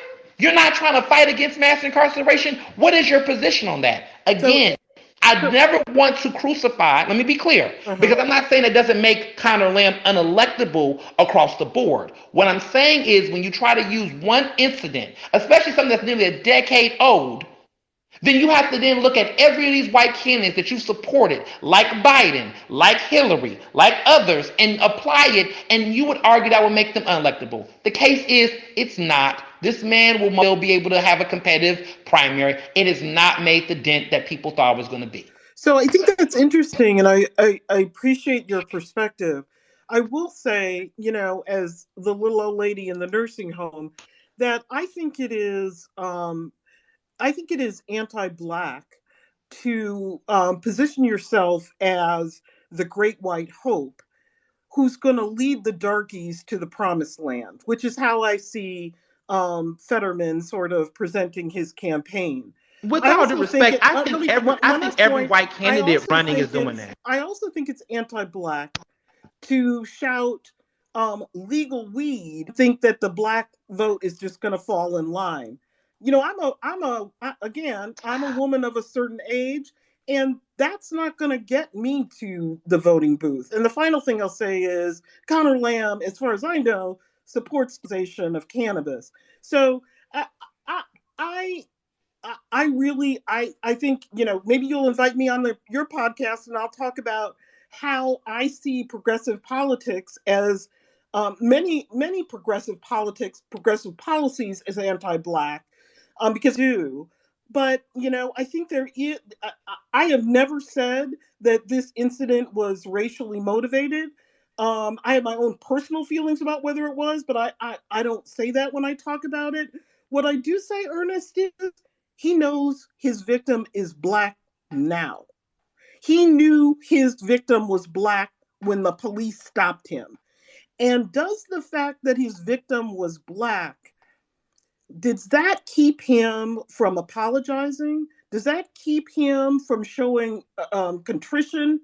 Does that keep him from standing up and saying, listen to me here, Black community, I know something about implicit bias because I think I fell into it. And let me talk to you about what it led me to almost do. And that's why I have a policy that block, block, block, block, block. Do you see what I did there? That's what I'm looking for from Fetterman. And it's interesting to me, it's significant to me that he's not fluent enough to do that or unwilling to do that, because that's a layup as far as I can see. Again, I don't speak for that candidate. I know you don't. I don't, and I think that that to me, I think those questions, when I have asked those questions to Biden, I asked those questions to other white candidates who've run for office, that I would say arguably the same conversation, whether it's progressive or moderate, I'm told by quote unquote moderates, shut up, it's not that big of a deal, stop making it about race. All of these white people are of approach. All of them have things that are worth critique. I'm just saying that none of these things, if we're going to go in that direction, and I think the reality is about what's being applied. You can't say something's implicit bias without accusing the person of it being racially motivated. That's how I view it personally. I'm saying that if that was the case for him, then he needs to talk about it. But I'm saying that I hate how it's been used by moderates. I hate how it's been used by conservatives, because let's be clear, I don't think any of these conservatives, based on their voting records and their platforms, is doing anything to address any racial injustice. So for them to even say it doesn't mean anything. Like, Republicans are not, nobody is going to vote for a Republican and do it. Like, they did it to Biden. When Biden ran, right, they tried to talk about it. Even when Hillary, I remember Trump was saying crooked Hillary and accusing Hillary based on the lock her up because of the stuff she said about super predators. They tried to use that rhetoric against Hillary. It didn't work amongst Black voters. But I just think that sometimes when it comes to race, I just think that the cherry picking of how we try to crucify and how we try to define or pigeonhole candidates based on it, I feel like that just doesn't hit when you're saying you're moderate. Like, for me, I find issue. I have not had a chance to interview Fetterman. When I interview Fetterman, that is definitely on the top of my list of, like, how does he see and how does he perceive it and why is he not apologizing, right? But at the same time, that's like not going to stop me from being like completely like, I'm not voting for him, because at the end of the day, I'm not going to vote for Kenyatta, and Kenyatta have never done anything like that. But my rationale on my barometer of why I think he is less electable and why I think one is over the other is there. But like, I think, I'm opinion, all white candidates are for some type of way when it comes to how they address the Black community. There are some people who have said Conor Lamb is pandering in the ways that he goes to just Black churches. And he's only talking to a lot of older Black voters and people that are in churches that are a little bit more conservative and moderate in their ways. He's not actually engaging a lot of young Black men older or Black engaging voters them. that are what? Say it again. You said older. Your Wi-Fi went out. Older Black that appear to be more conservative within the Democratic Party, like religious, basically. Mm-hmm. Like, he says engagement for him with the Black community has been, so far, based on his campaign, has been situations where it's either been big labor, taking him out to the community, or him going to churches. And everyone's like, okay, going to churches, it's just like, I mean, that's just a typical Democratic thing. We remember Hillary doing it. It's like, yes, the church, but where are you at in other aspects? Where are you at in North Philly? Where are you at when you don't got a team? So I think that all of these white candidates running across the country have flaws and things they need to address. And again, I will never say that someone's anti-Black by how they appear to be. So when you say free weed is simply him trying to appeal to Black people, best believe that there's a lot of white people in Pennsylvania that's being impacted by cannabis issues. Not as much as Black people, but there's a lot of white people who are tired of dealing with this cannabis shit. and that it benefits them as well, especially economically. It doesn't benefit black people as economically as it should, but if you think that him saying he wants to legalize marijuana is an appeal to just black people, it's deeper than that. It's bigger than that. And it's not just about black people. And so I just think that it's easy to sum up these people that way. I felt that way about Hillary, some of the things that Hillary was doing during her campaign trail. At the end of the day, I went to the primary I voted for. I did wrestle with her privately on some things that I was hearing her. I had to have that conversation with her. There were things that she said that was making me like, ooh. But at the end of the day, I listened. I looked at her platform, and I felt that her platform was a lot better than other people that was running that race at that time, that I thought could win.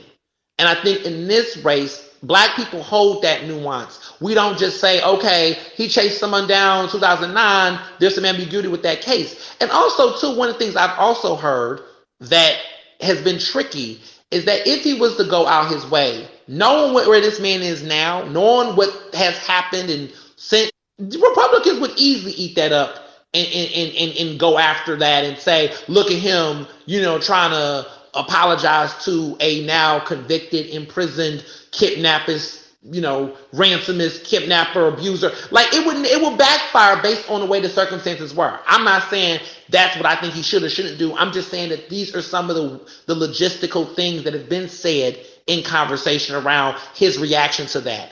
But at the end of the day, I get what you're saying. Yeah. Can you would you entertain a couple of questions from my co-host before we open it up for questions? Sure, if they're respectful, yeah, let's do it. Tiff, DT, who wants to go first? Sure. I'll let Tiff go first. Okay. Okay. There was a lot that was said just now about Fetterman. So I feel like I've been gaslighted. I'm not gonna lie, because there's a lot of things about Fetterman that we have not addressed. But that incident right there, as somebody who has been watching this race for a long time, I just can't look past it for progressivism. Where do you live? Do you live in Pennsylvania? It doesn't matter where I live. No, it kind of do though. You're being disrespectful to me because I was. No, I'm not. Yeah, you interrupted me, honey. I'm sorry. I was just asking. Okay. So, like I said, in Virginia, we know that we didn't move the needle. If it did, we wouldn't have a Republican there. So there is a case to be made that weed is not necessarily a thing that moves voters, especially when it comes to the general election. It may move them in a primary, but at the end of the day, this is about winning an election, right? We need to win in November. So my question is, Fetterman he's never beaten a Republican. And from what I understand from people in Pennsylvania, because I do talk to people in Pennsylvania, they want somebody that can win. And Connor Lamb has won 3 times against Republicans. So my question is for you, from what you've been hearing, do you think that people are willing to give Fetterman a chance knowing that he has never beaten a Republican? I understand he won statewide, but the goal should be for everyone to win. So why should people want to take a chance on somebody who has never beaten a Republican? Like I said, because that is the goal. All right. Well, for starters, I'm Mr. Home, it's not Honey. I would say, I think times change things. I think that there was at one point in time where people questioned whether or not Hillary had a chance to get the Democratic nomination based on time, right? She didn't have a chance in 2008, but in 2016, she got the nomination. I think that's the same thing here. I think that there's different situations where time changes moods, changes swings, changes everything, right? No one thought that, the Democrats could take back, in Pennsylvania, could win. And Fetterman did have to beat a Republican to win lieutenant governor. So I don't know where that came from. Maybe in the Senate situation, he didn't make it out the primary because he lost to Katie McGinty. But Katie McGinty lost in the general. And some people went back and said, well, maybe if Fetterman made it to the general, then maybe that would have been a different case. I think with Connor Lamb is that, well, we got to recognize that Connor Lamb was in a different congressional district. That's not really implicative of statewide. That was a congressional district. So his district, like for example, Dwight Evans is a majority black congressional district. If anybody thinks that he could run for Senate and win, he wouldn't have a chance because it just wouldn't work for him statewide because of the way that his population is there.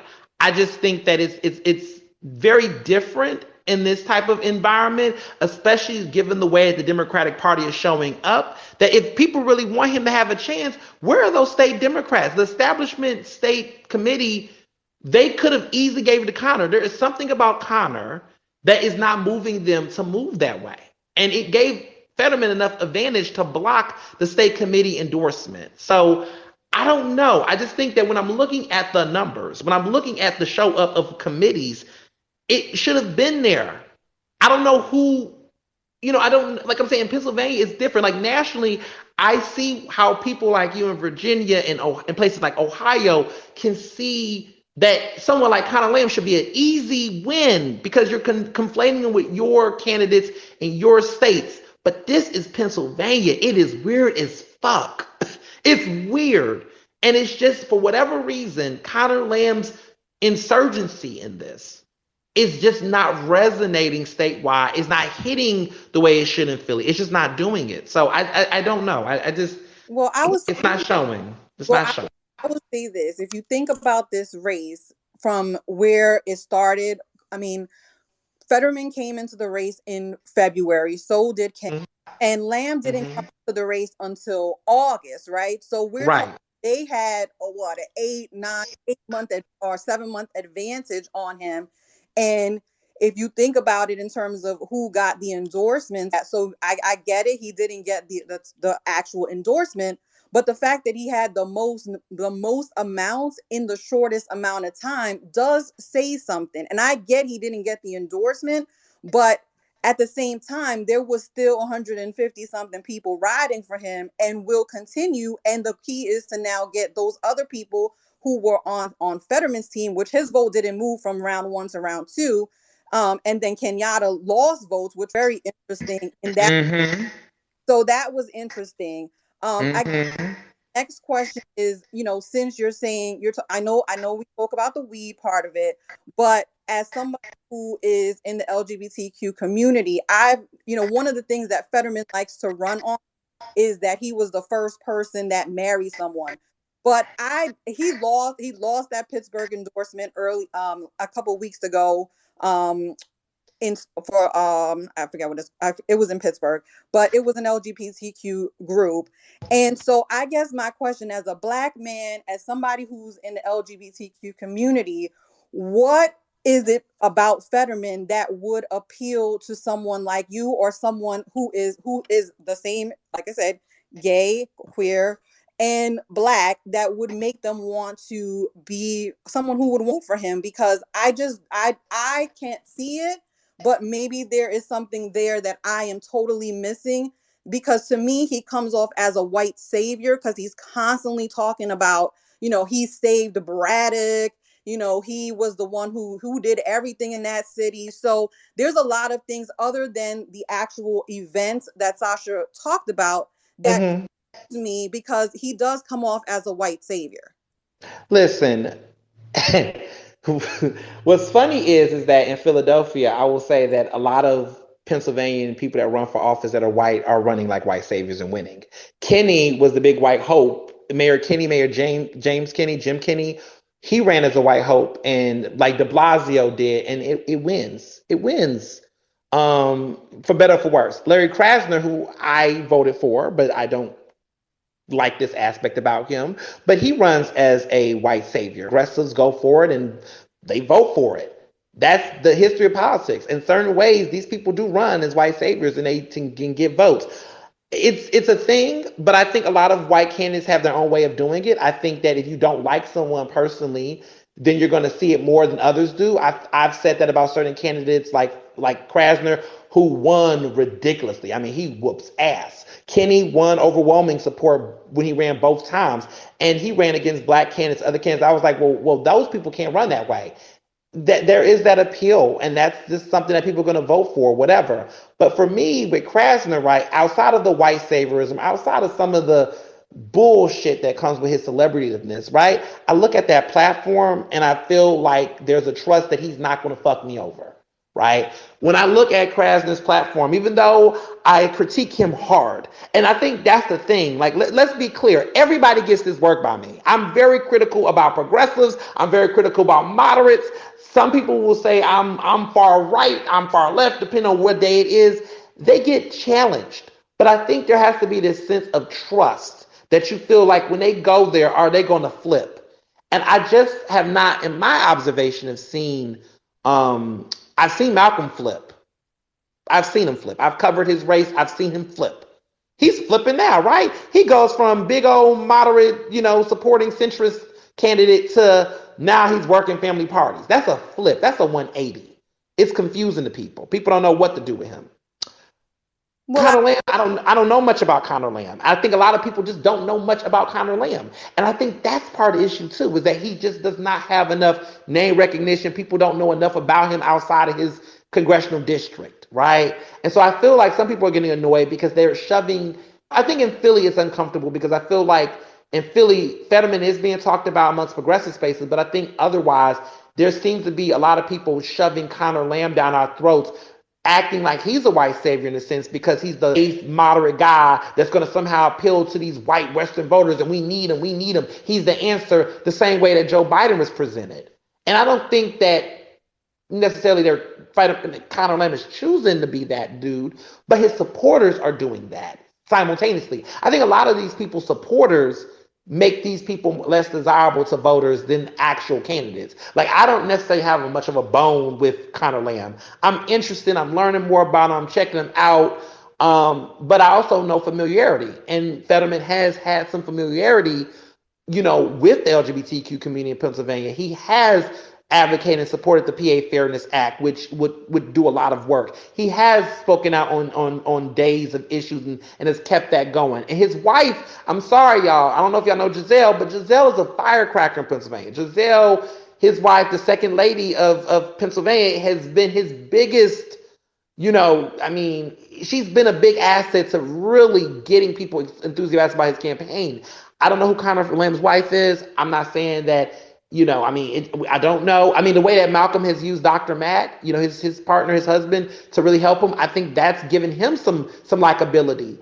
I think Conor just remains a mystery to a lot of people across Pennsylvania that's outside the congressional district. People following U.S. politics might know him, but Pennsylvania, we don't really be caring about national that much until it comes home.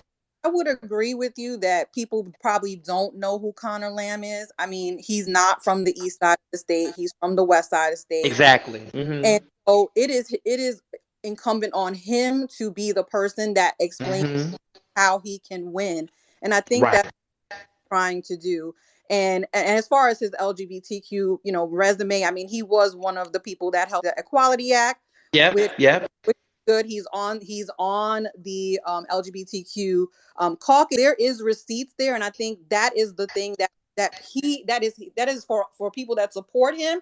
And I don't consider him to be a savior. I just consider he needs whoever puts in the hardest work, I think, is the person that will win this race, regardless of what, if it's going to be about ideology, if the thing is, you said that it's not about, identity politics, but if you're saying that Fetterman can only is going to win because he's more progressive outside of the mainstream, that is technically identity in some kind of way. Or that, let's be real.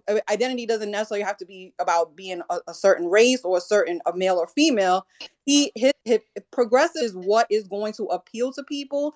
Then I think that is also weird too, because we just said Pennsylvania is purple, right? It is not a progressive state, so it's really interesting to see that framed that way.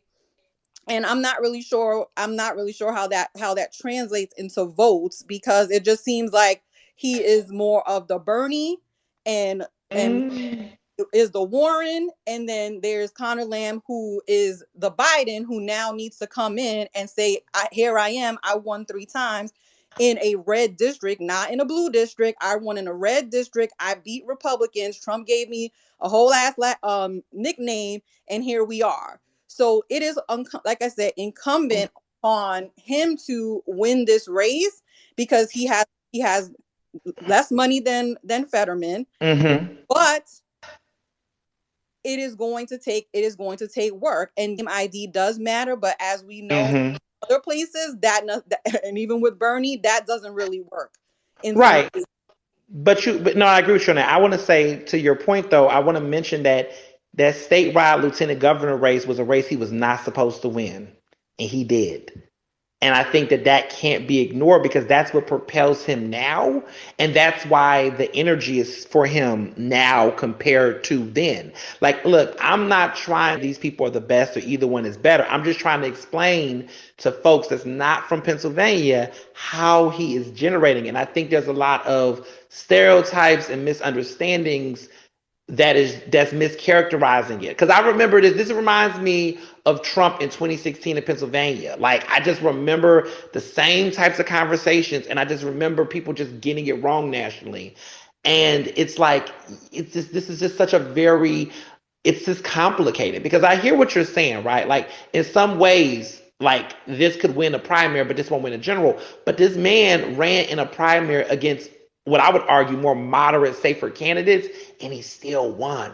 Maybe it's just that white male privilege that Connor Lamb has, and he has that would work for them, but don't work for Malcolm. Like there is that element in it that white men can get away with things that other folks can't, like Katie McGinty and others, or Hillary, right? There's just certain things that people will bypass to elect people. And I think that that works in Fetterman's favor. It's been working in his favor, and it's really hard to deny the realities of that, right? Because what should be isn't always what is based on those types of dynamics.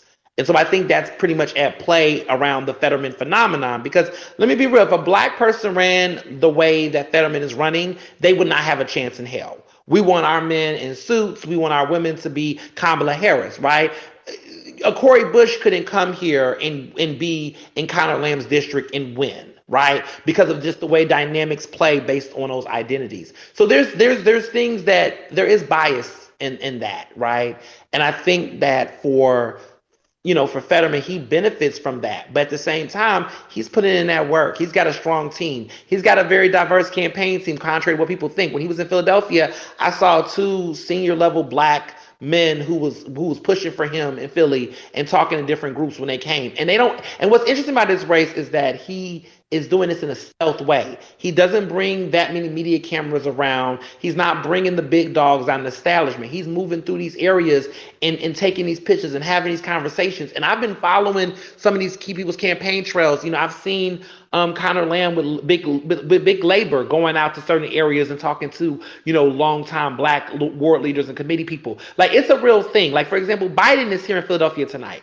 Okay. Or he was here. Can I ask you a question? Yeah. Why do you keep going back to Biden? This is about Pennsylvania. I mean, if I want to talk about Kamala Harris, I could bring No.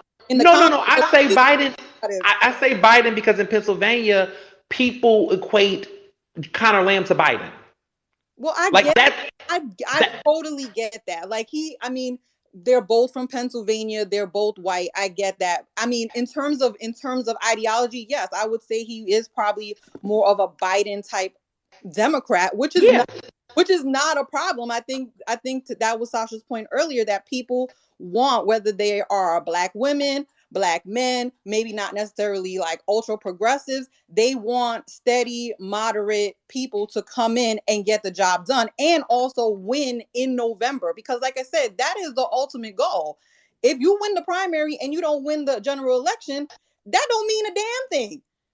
That don't mean nothing. And he won lieutenant governor, which was great, but there was also like 10 people in the race. So that also helped John Fetterman too. And then of course he ran on Wolf's ticket. So the comparison between the two was a little bit different than from what I believe to be the case, because in this race there's 3 people that could possibly win, actually 2 in my opinion. And the 2 that can and those 2 now have a spoiler candidate that they have to compete with. Exactly. To deal with. And so that is a whole different dynamic in this race that like I said, there was a lot of people in that other race. But I know Geechee wants to ask you a question, so I'm gonna. Sure. Okay. Sure. No, I hear you. I appreciate that. Thank you very much, Brother Owens. Thank you for joining the space today. Of course, you're going to deal with people in this space that support Malcolm Kenyatta, and there are going to be people in this space that support Connor Lamb. And I assume there's a few people in here that probably support Fetterman. With all that being said, I think it's always important that when we have a conversation that people may have said that they didn't know were false, but are actually false. You stated earlier that in winning Pennsylvania, that Biden and Harris ran up the totals in Philadelphia and won the statewide at a better rate than Hillary did. That's not what happened. I never said that. Okay. In that state, Biden and Harris actually won a smaller percentage of the vote in Philadelphia and in Pittsburgh than Clinton and Kaine did. They ran up totals in the suburbs and some of the other collar counties that are around the state and areas that Biden had a personal connection to in the state to win that state. So it wasn't from running up totals in Philadelphia or in Pittsburgh. The second point, you had noted the fact that the incident that happened with the young man, the armed vigilante incident that happened with him, the attempted lynching that happened with that young man. I don't know why we're saying lynching. I don't know why. Well, it happened 13 years ago, but Emmett Till happened 55 years ago. James Craig Anderson happened 11 years ago. Arbery and George Floyd happened 2 years ago. Aren't those still issues that are affecting people in our community that would galvanize not just Black voters, but other voters too? I don't think people perceive it that way. I don't think there's a mass of people in Pennsylvania that has perceived it that way. I think there is a contingency of people who don't like Fetterman or have concerns about it that view it that way and frame it that way. That's not how it's being framed. No one's calling it a lynching in the media or the press. No one's calling it that. No Democrats within the party, like elected Democrats, have compared it to that or spoken out against it. There's not this collective movement of people. Hasn't Collective PAC run ads that have likened it to lynching? Who? Say that again? Collective PAC, haven't they ran ads comparing it to lynching? Yeah, they're not Pennsylvania. They're not local. They're national. Like that's the thing. These national groups outside of Pennsylvania has been pushing that example more than anyone else in Pennsylvania because no Black Democrats have collectively come out and have addressed it or called it lynching. There's been no outcry. There's been no statements against it. It's been none of that. Like that's been something. That's a point. It reminds me again of like how people interpreted Hillary Clinton and super predators. It's the same thing. Okay, but super predators not sticking. And it stick with Black voters then. It's not going to stick with Black voters now. I haven't seen it. I can't make it up. I have not seen this collective Black, voters across Pennsylvania being like, I'm not voting for John Fetterman because of that incident 9 years ago. It's just not happening. Okay. The follow-up to that then is that you, in your response to what Fetterman said in that incident, he said it's only people that are living in gated communities, like the gated communities that Trayvon Martin were killed in, or Jordan Davis, who came from a gated community, was gunned down in front of a convenience store.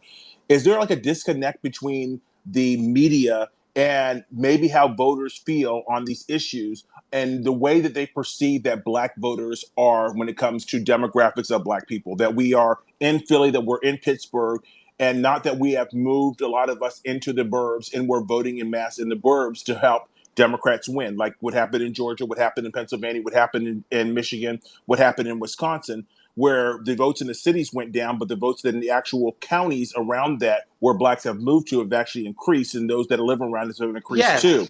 And that also that more Blacks have moved into the middle class over this period of time, as opposed to like the activist people that a lot of your talking points seem like they're coming from. People, I mean, there are tweets saying that, but there are people that are living in these suburbs and these gated communities that, as you said, Fetterman said, that would care about that. But there are a lot of Black people now living in the burbs. There are a lot of Jordan Davises that were gunned down and a lot of Trayvon Martins that are living in these communities, like my nieces and nephews, that are under threat of violence from people like Fetterman too, correct? Again, he is not killed. First of all, again, the problem is that we're going to disagree on something. I just think that to be accurate, to conflate that incident to it being great, like you will have to say, which has not been said, that you believe it was racially motivated. You're certain that he chased that man based on race and that he's a racist. And if you're willing to say that, which that could be your position, that's fine. What I'm saying is there has not been this outcry collectively in Pennsylvania around this incident that's framing him as a white supremacist, framing him in the same way that gunning down, he has not killed this man. He never killed the man. He didn't even pull the gun out on the man. That's being disputed. Like none of Well, that you've is had being incidences said.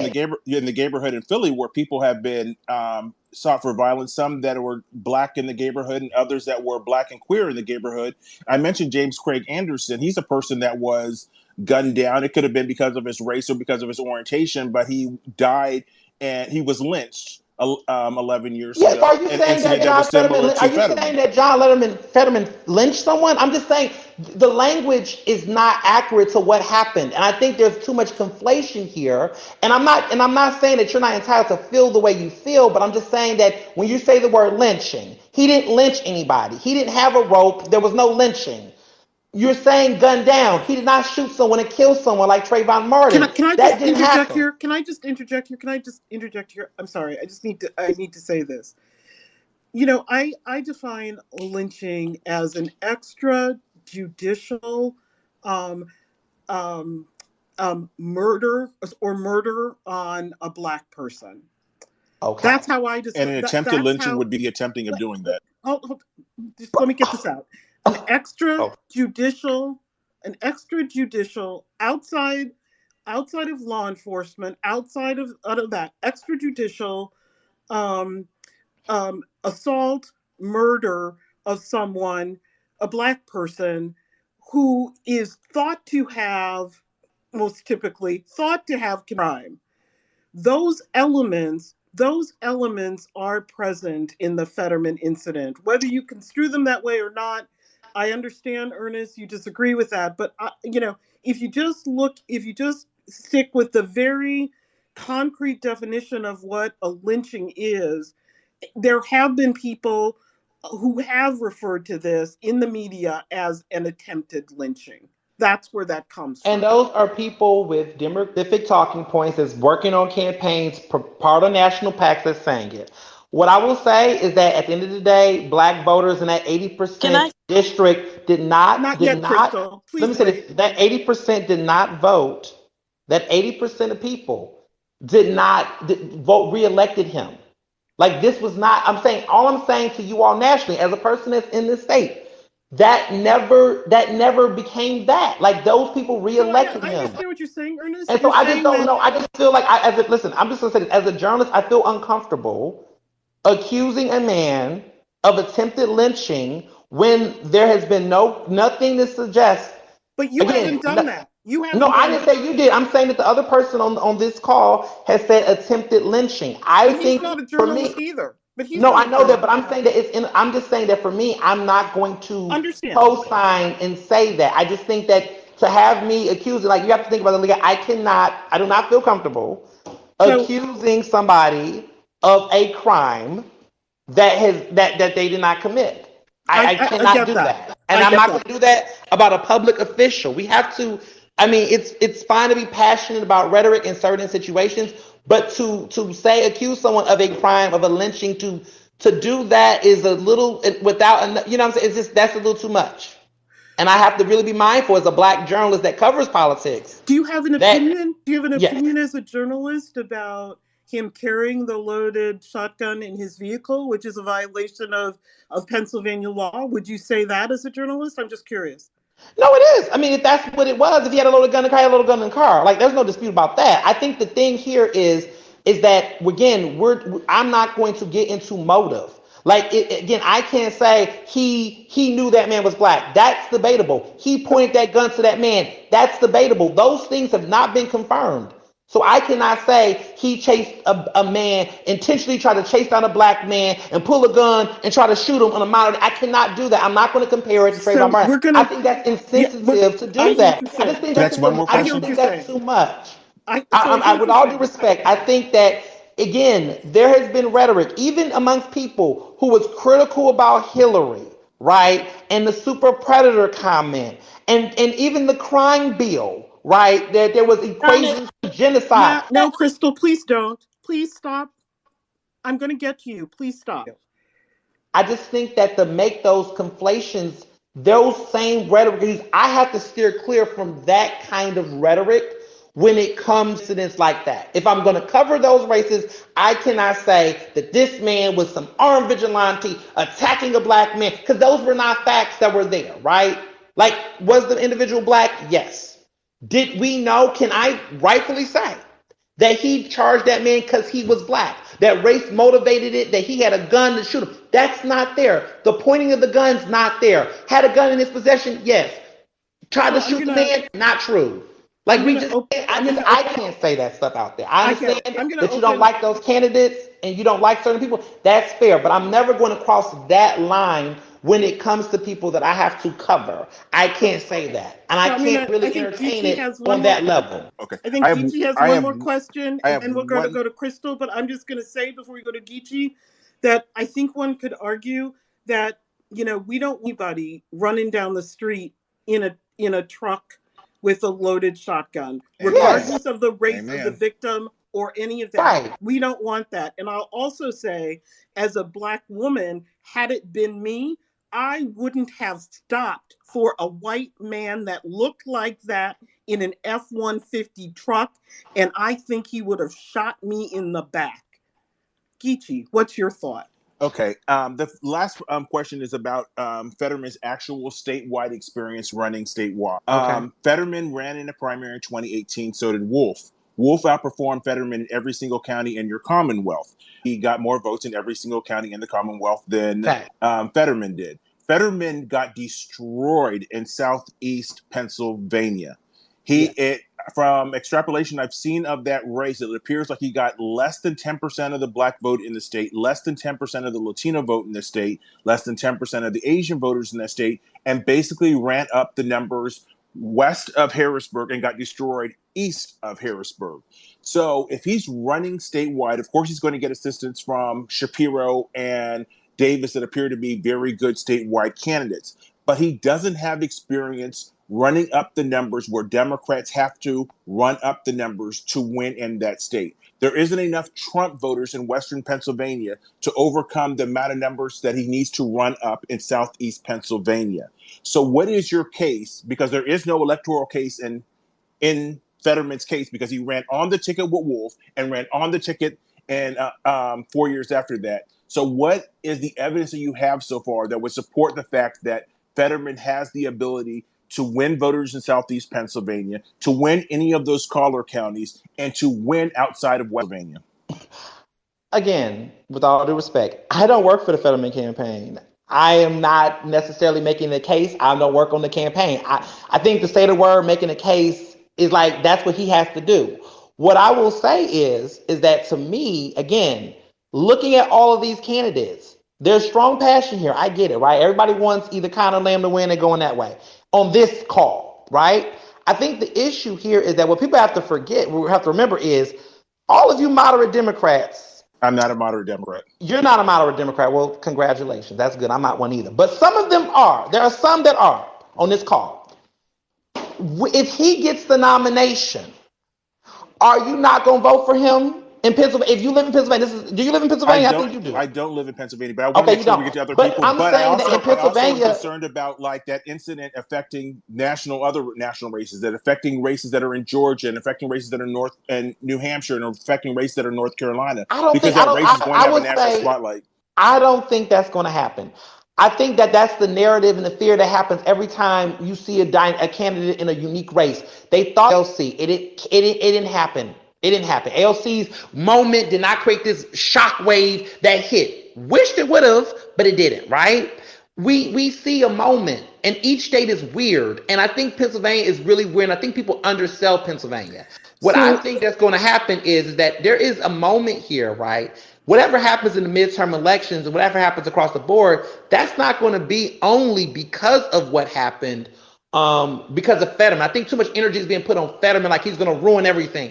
I don't think that's necessarily the case. What I think is happening, I think people need to, to be clear about, is that someone's saying right now, I'm pro-vigilante Shrek. I'm not. So people in this call are not listening. They're not comprehending because they don't want to hear that their favorite candidate. This is the thing. We have to stop this, y'all. In this chat, there's people right now saying, oh, he's pro-vigilante Shrek.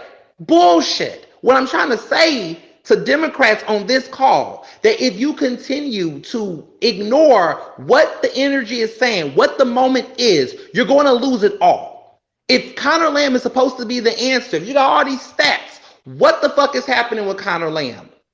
If you really want Connor Lamb to have a shot, if you really care so much, Pennsylvanians are here talking. If you got to listen to those voters, you got to engage those. You got to figure out what is wrong with Connor Lamb in Pennsylvania, and why is Malcolm Kenyatta still in the damn race?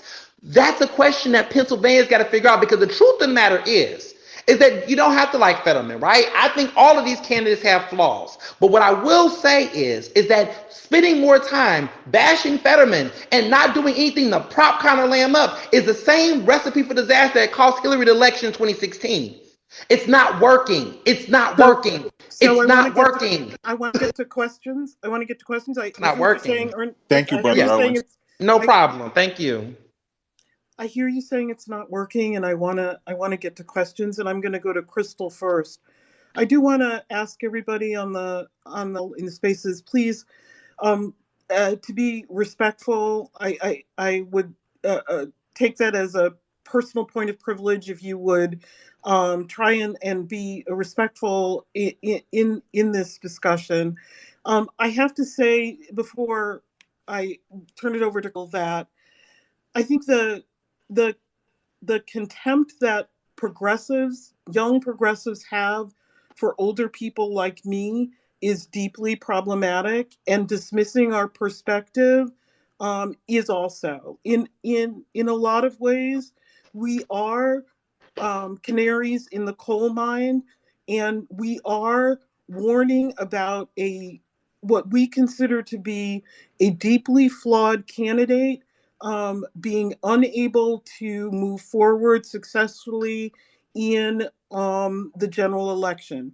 If Mr. Owens, if you're right, and he wins and he flips the table and, there's confetti all over Pennsylvania, you know what?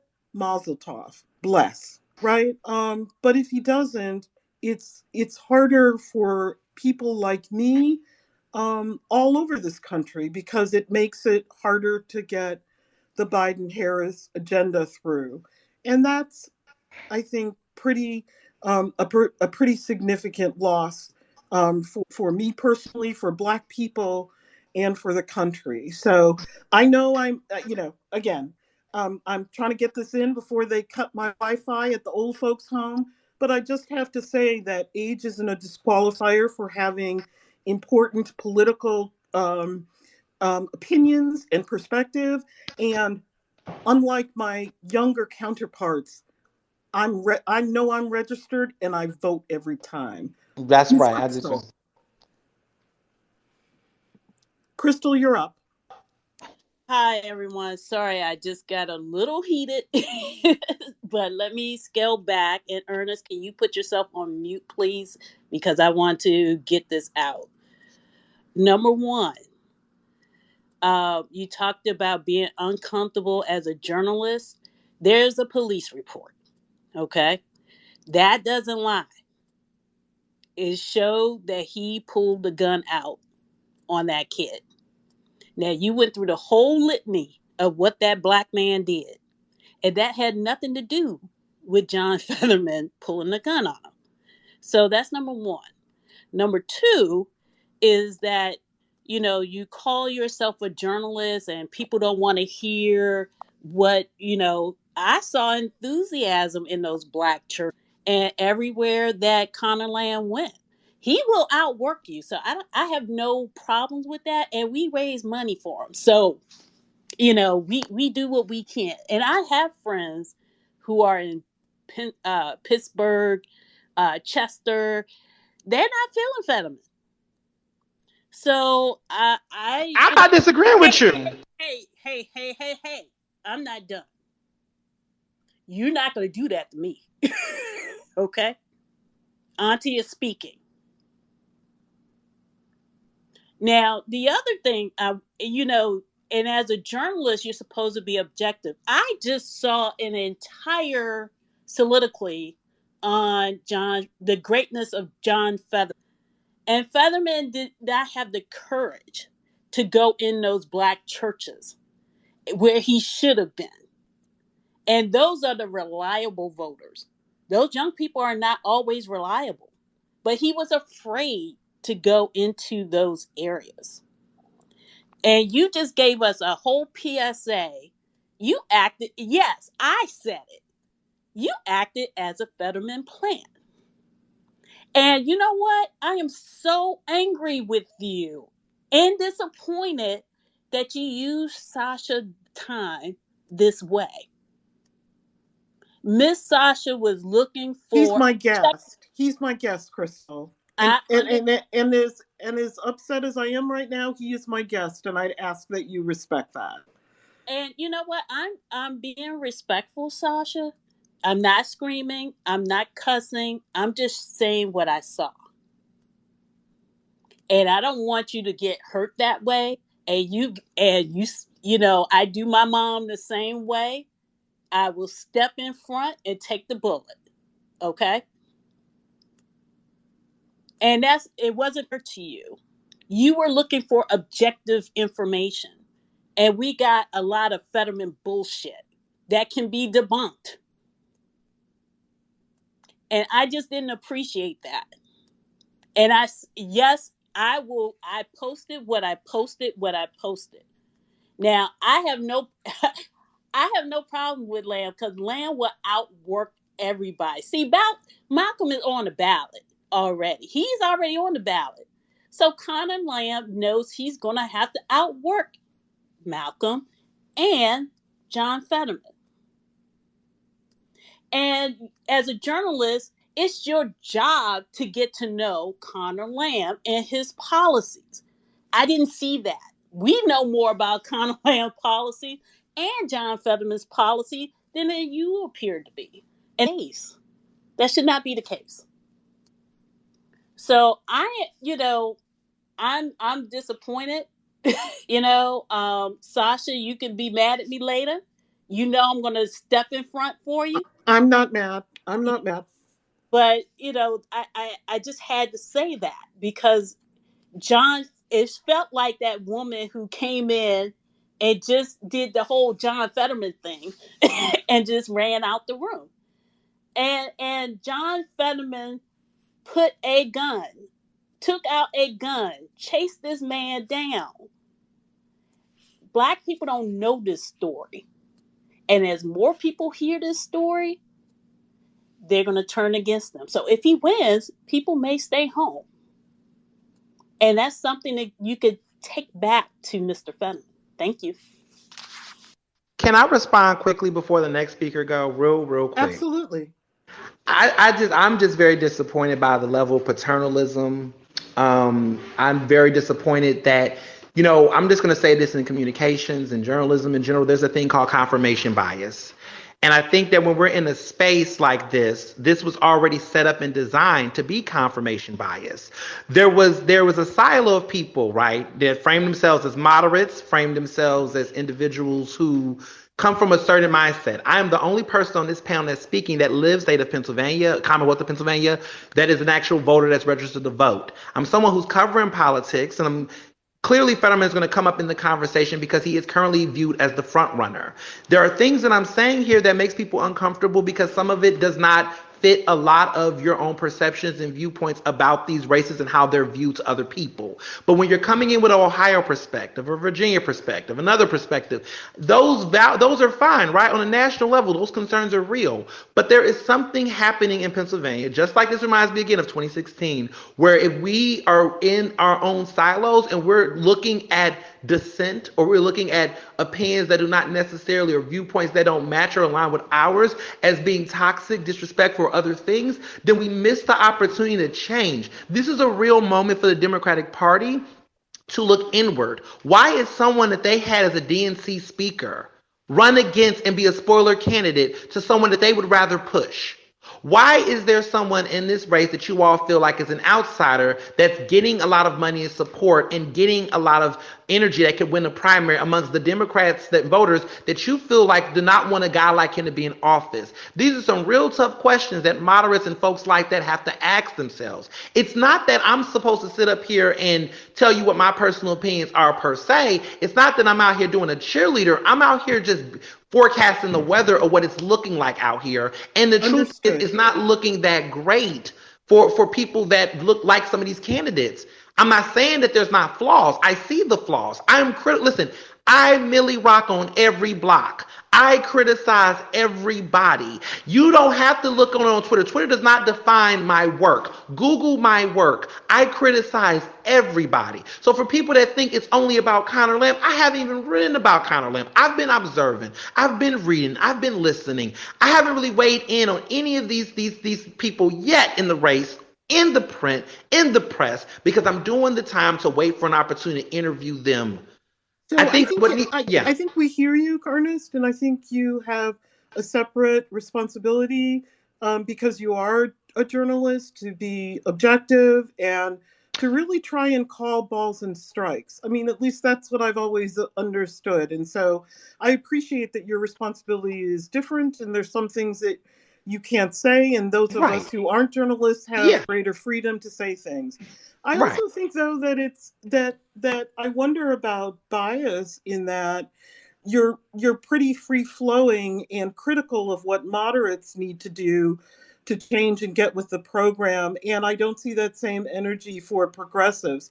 And Again, I'd that's not also say true. that I'd also say that, I think you can make a point about the younger generation without disparaging people of my generation who Vice versa. respectfully spent time in the trenches kicking down doors so that you can sit here and be an award-winning journalist and tell me to get out of the way, right? So and that knowing I did that knowing that I was creating opportunities for people like you, and I only wish more of your generation knew and understood that before they tell us to get out of the way. I think. Sharon, you're the next speaker. Go ahead, Sharon. That's Sharon. Sharon. It's pronounced Sharon.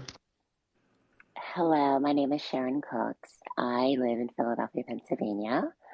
I was also a 2016 Democratic National Delegate for Pennsylvania Congressional District 1, and I am currently the 27th Ward 5th Division Committee person.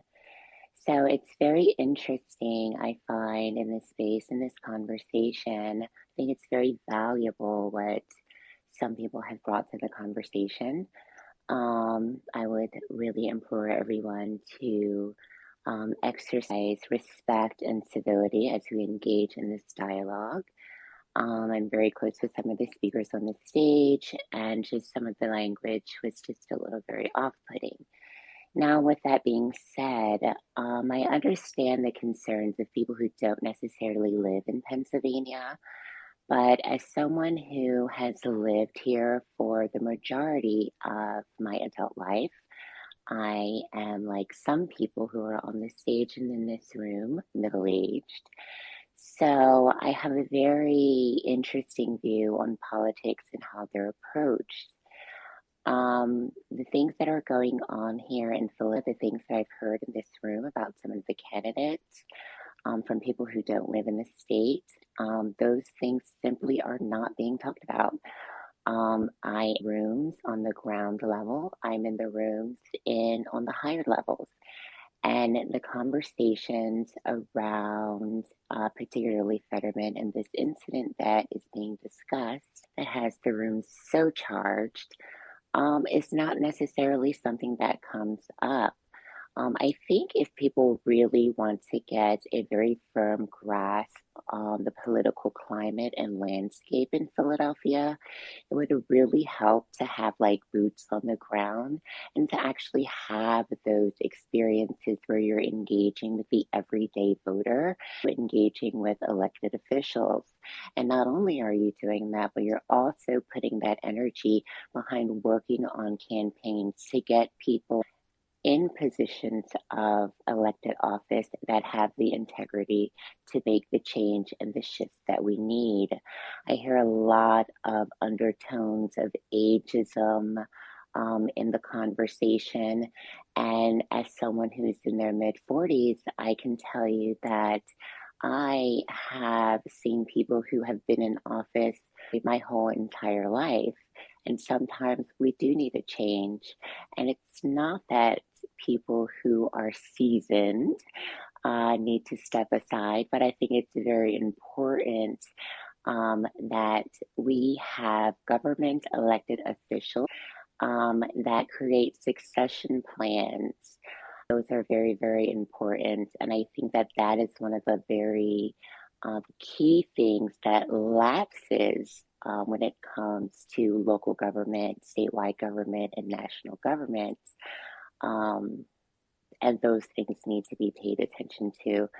So, in closing, as we continue with this conversation, I just want everyone to just take a step back and open up your mind and just really be open up to the perspectives of the people who are actually here in Philadelphia, reside in Philadelphia, pay taxes here in Philadelphia, and are actually involved in this civil and political process. Thank you. My name is Sharon Cooks, and I am done speaking. Thank you very much. We'll go to I think the next one was Miss Corey Kelly.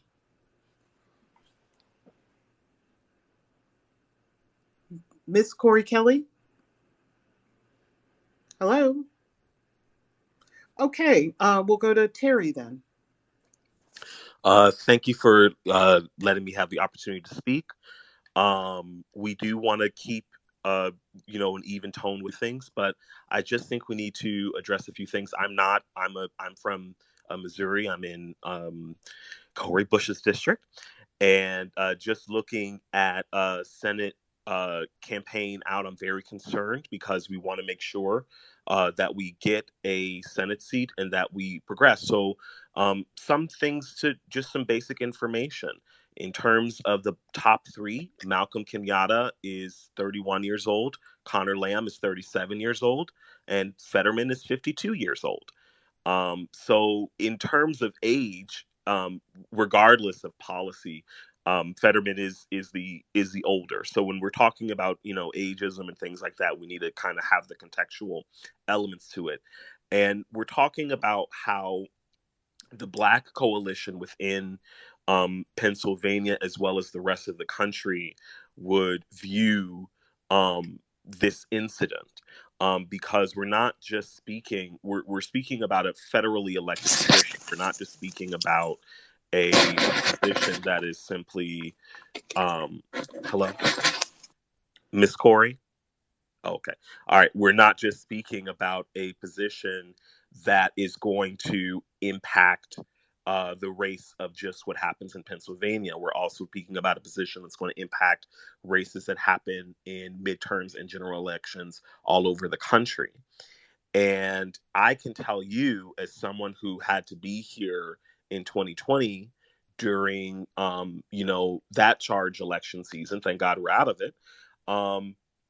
The races that were happening in these coastal areas with these people with certain slogans or certain behaviors, though they were running ads.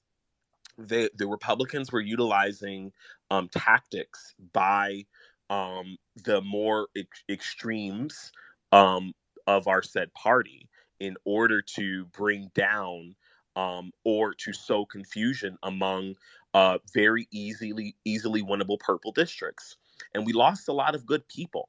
So I think it's fair for us to share concern about maybe and maybe he is front runner candidate, but a front runner candidate who has demonstrated that they are not necessarily willing in negotiating and discussing and speaking to a very large coalition of black voters, in terms of how we organize with church, in terms of how we organize with other things like that, but also someone who has an incident within their history that is a cause for concern. Now, I know anyone is free to interpret what Terry, went can you down. kind of wrap it up so we Oh, can I'm move? Okay, sorry. that's okay. Oh, Can you I'm so just sorry. I ramble. But yeah, it's just like when they ask the question, on are you know is he saying, is he doing, is he talking to us? Like, I have to think, like, this is a liability. I want that seat to be guaranteed. And I know that with Lamb, I have more legislative victories I can push up. And I know that I have less liability with him. And I don't like the label of like, well, you're just a moderate. Like, I'm 28, I'm young. I don't like those labels. Those labels are politically additives to our coalition, right? So that is our concern. And we're legitimate. I'm a Democrat, I'm left. Like, we have legitimate concerns, and we're valid in saying you need to do better. Otherwise, we have every right to vote for a person who isn't going to sabotage us. Like, he doesn't so? have that. All right, I'm done So now. I'm sorry. thank you, Terry. I think Mr. Owens, you're certainly free to respond to that. I just think that Yeah. one of the things that I just wanted to say, one of the things that concerns me so much about this discussion is kind of the idea that I certainly want what I hoped I was getting was sort of the perspective of local Pennsylvania and the local perspective. But I also think it's important to acknowledge that this is a national race and that national influence got us two Democratic senators in Georgia. And so I think that's also an important factor as well. And so it's sort of off-putting I had somebody in the room, tweet at me, you don't live here, your opinion doesn't matter. Fair enough. But I donate, and to Sharon's point, I donate, I work on campaigns, I phone bank. I'm not just talking shit on Twitter. And so I kind of resent the implication that, I'm not doing the right thing or I need to be more introspective because I think we're all engaged in politics in the ways that make the most sense for us. And I think that's fine. So, or Mr. Owens, did you have a different response? Yeah, I just want to say that, the title of this was a local perspective, and I think that one of the things that make Philadelphia unique is that it's a city that loves itself. And the people here don't like when national influence tries to tell them who to vote for or how to vote. And I think that there is a fine line on how to go about that because when it looks like, I mean, that's what's happening with Malcolm. That's why Malcolm Kenyatta's race is sucking, in my opinion, is because there is a national wave of people that really think they're going to help Philadelphia or help, him in this race, and they're trying to talk at us rather than talk with us. And so we say things that make you all go, that don't make sense. It should be this way. Or how can you not see it this way? And it's like, I'm sorry, but I'm just telling you how people are feeling. Like, it's not to say that these things are invalid. Let me be very clear. I'm not saying that what he did does not deserve critique. I'm not saying personally that what he did is wrong or right. It's not my job to define that in this conversation.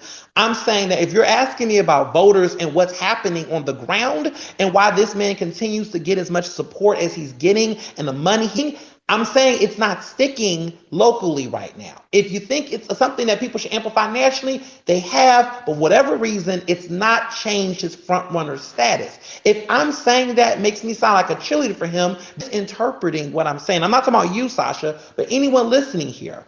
I'm not a pro anything. I'm telling you what the reality is. I'm not trying to tell you what it should be. Like in many ways, I think that these candidates should be held accountable. I think that people should ask questions to all of them. I think you can find flaws and critiques about all of them. I'm saying that if you're asking for a local perspective from somebody who has to talk to all of these campaigns, like the work that I have to do makes it stressful because you're in the confliction when you hear one thing from a group, you hear things. It's not easy doing the work that I'm doing, and I don't get to opt in on one candidate or cherry pick who I like based on my own I wish it was that easy, but I have to really engage with all of these individuals, listen to their supporters, listen to what they don't like about the person over the other. I'm not here to debate perspectives or opinions. I'm really here to just tell you all that right now I'm trying to make sense of what's right. Like the question is, do Black voters care about this issue? I'm not saying they don't, but I'm saying that based on the energy conversations being had about Fetterman and the support, it doesn't seem like this is the biggest issue to them.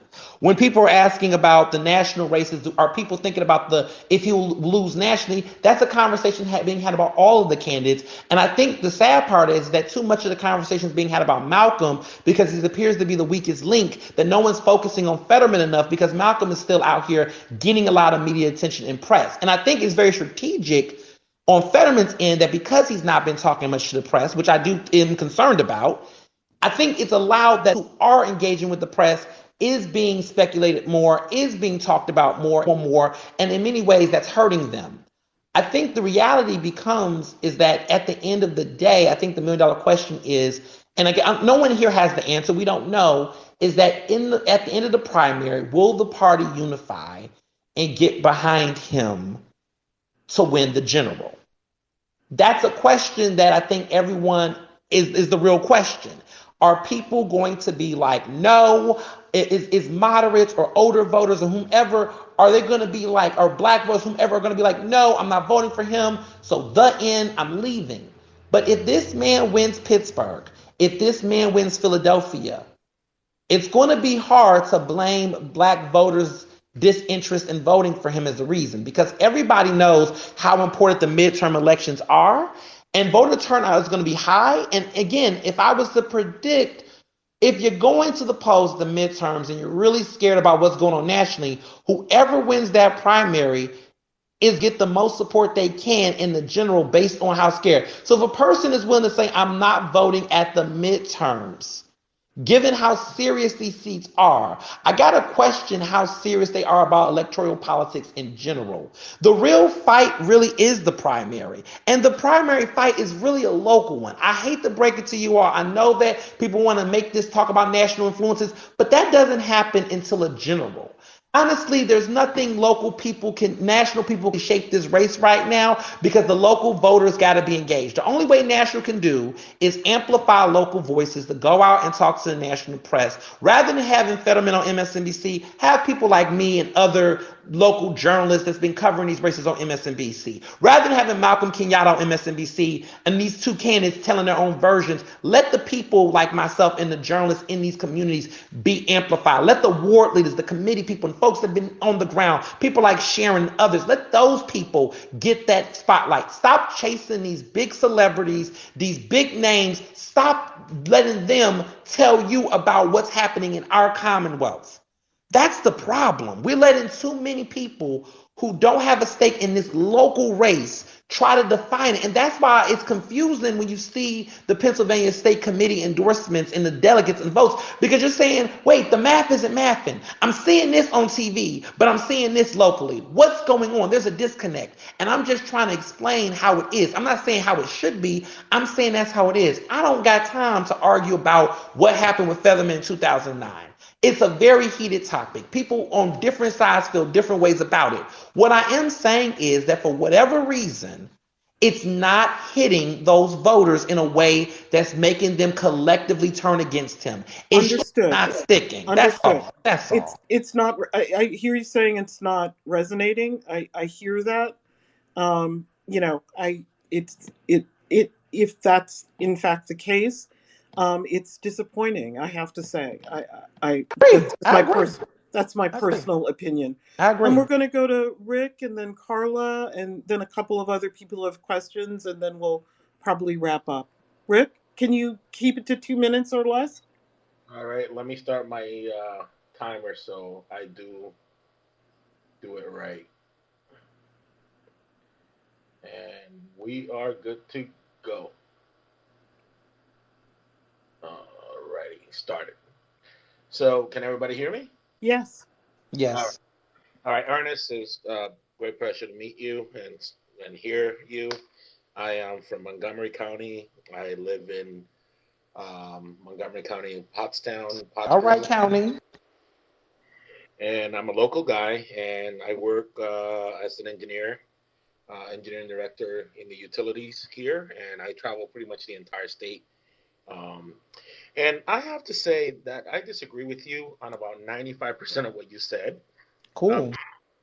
But I mean, you did make some points, and the 5% that you and I agree is on the nationalized candidates that are not having traction that should be cleaning house in Philly. Now, I would like to understand why that is happening, why he is not getting, and you know who I'm talking about. I can answer that. Oh, yeah, and I would like to get your insight on that. But I do have some folks from Germantown, from Northeast. I have a lot of, I coach soccer in town, and I bike into the city pretty much every weekend. And my son goes to Temple, so, and my daughter goes to Pitt, so I have friends. So one of the things that I wanted to talk to you about, and just mention here, is there is no support both in the union sector, an engineer, with the blue collar, both in the inner city, both around Monco, which Monco is one of the most very powerful. Outside of Philly is the one, the fourth largest county in the state, and it has the most money. We have the main line right next to it, and we're a powerhouse. Our push is here, and I'm at a rant, but I'll take it down in 30 seconds.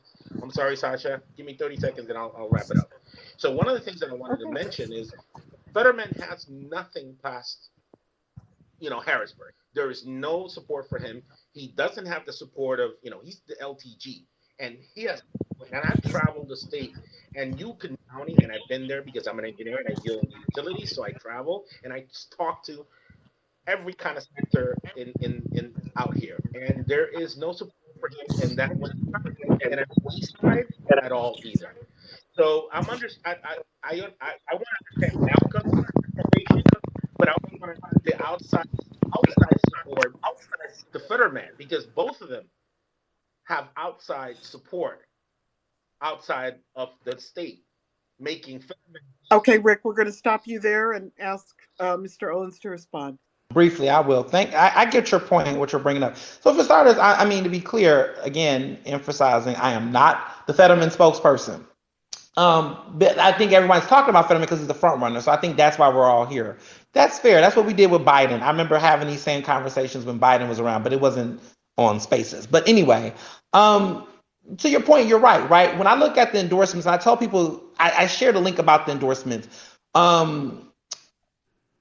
Conor Lamb is getting all the labor endorsements, a big chunk of the labor endorsements. Now, SEIU did endorse Malcolm Kenyatta, and that is a big damn deal. And that's interesting, right? SEIU did endorse Malcolm. Malcolm's getting a lot of public officials endorsements. Conor is getting a lot of labor endorsements. And Fetterman is just getting money from every pocket of the Commonwealth. Like every single county or district has given at least some money to him. The two other candidates can't say the same. And for whatever reason, and this is what I'm saying, when they're doing these polls, and polls can be crazy, but every time they do these statewide polls or whatever, he keeps still being in the margin of the votes amongst voters in his primary. And so it's just really, it's a matter of quality versus quantity. Support is weird. I mean, Malcolm has the most media hits, I would say. Fetterman's got some too, but Malcolm has a lot of media buzz. He's got a lot of public people endorsing him, but it has not equal money to his bank account. Conor Lamb hasn't had that many political people endorse him as large as Malcolm, but Conor has more money and more union support. And Fetterman doesn't have any of these outward facing type of endorsements, but for whatever reason, he's raising a lot of money.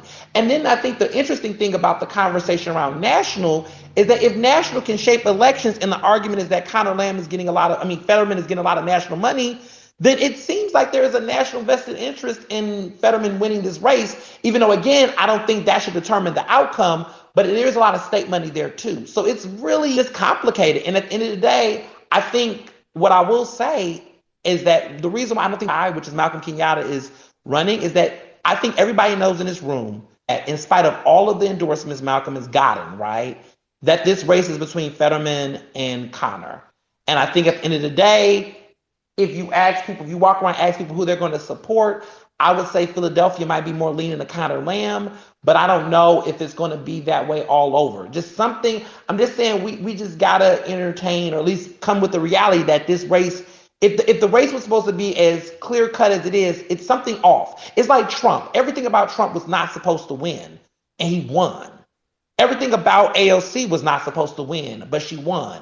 There's just always these, unique outliers that somehow pull it off. And I think that might happen in Pennsylvania. It just might, because of just the stuff is, the Democratic Party does not have a consensus on who they want to support. And that is scary, because they did it for Biden, for Hillary. They had consensus. If you don't have a consensus within your own party, how do you then sell that to the rest of the voters? I think that's what the issue is.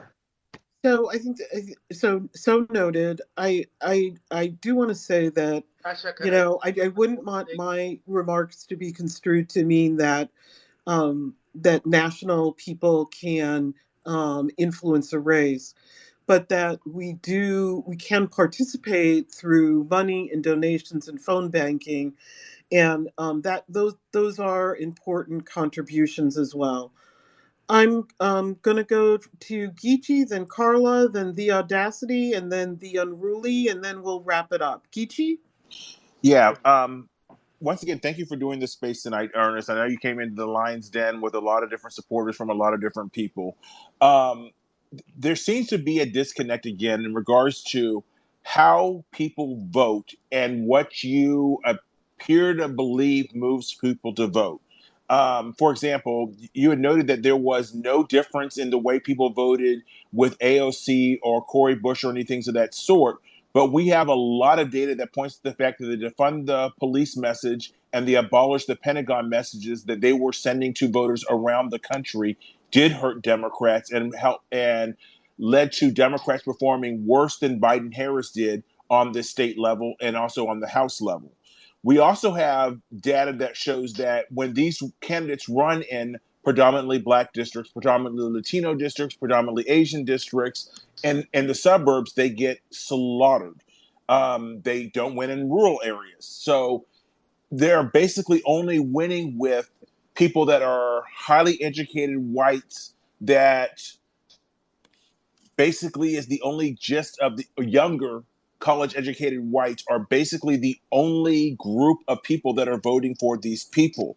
So is there a chance, if you're looking at this from above, that what you're seeing in regards to Fetterman may not actually crystallize as far as support? Because he didn't win these voters that you're saying that he's going to draw in Southeast Pennsylvania. He didn't win them in the collar counties. As the young man spoke beforehand, he got slaughtered east of Harrisburg. Is his campaign just everything west of Harrisburg and fuck the rest of the state? I think the problem is that those are different races. And I also want to say, to be clear, he is not getting AOC voters like that. I mean, he's got some of those, but those are not the people that he's going out and seeing across Pennsylvania. I think it's intellectually dishonest to think that voters that you described as supporting AOC are the only ones supporting Fetterman. Fetterman has a mixed bag. It really is a different type of situation. It's not just AOC and them, and he's not pushing a defund the police rhetoric either. Like he's progressive, but he is not the extreme progressiveness of the AOC and the squad. I don't think anybody in Pennsylvania would equate him to being a part of that type of alignment of political views. Again, in Pennsylvania, people know that. No one sees Fetterman like that.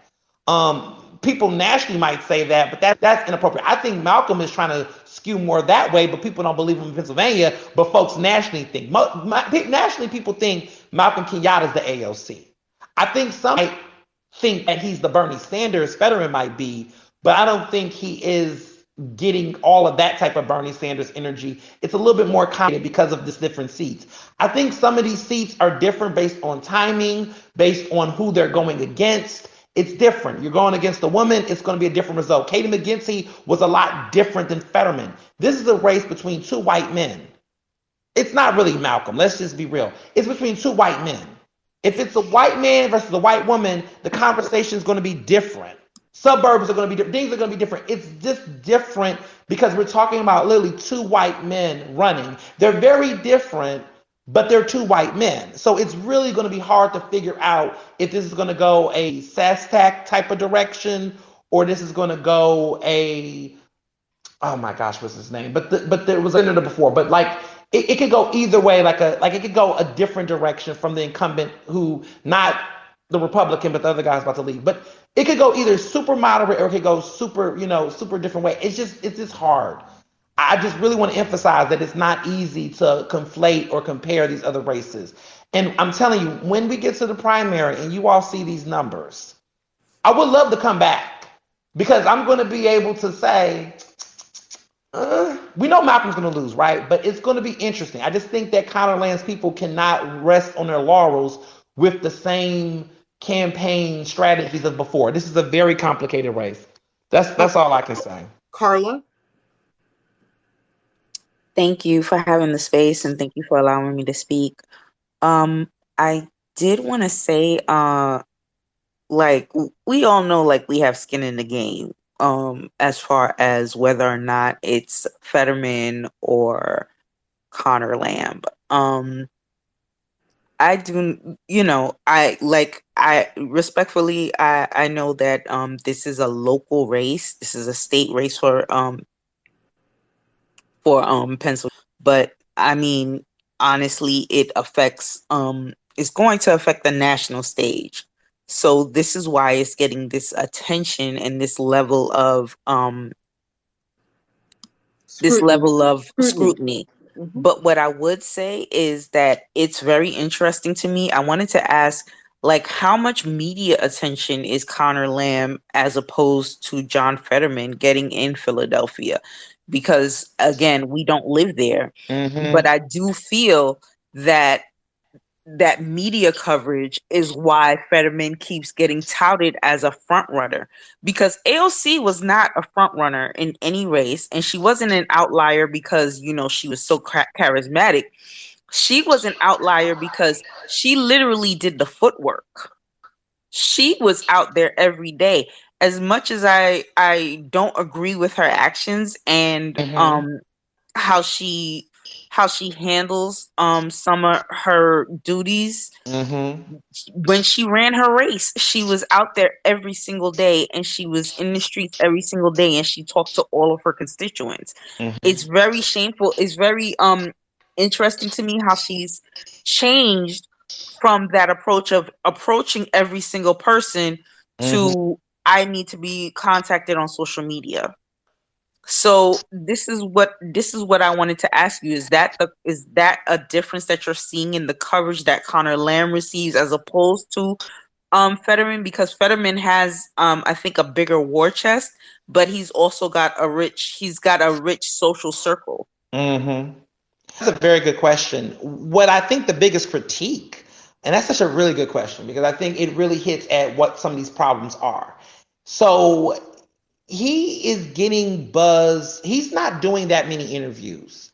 He's not talking to the press that much. There was an article that came out where they said, "Where is John Fetterman?" Like the press said this. But what's been interesting following the campaign, his team, he ran early, like in February last year, he started running, and him and Malcolm, right? They both have. And he has been on the ground every day going all across Pennsylvania. And people in Philadelphia have been critical because there are some people, leaders, right, have controlled the narrative to say, well, where have you been at? We haven't seen you. And they've put this rhetoric out there. But there's a difference between seeing constituents and there's a difference between seeing the establishment or seeing party leaders and things. Fetterman knows I liked amongst party leaders.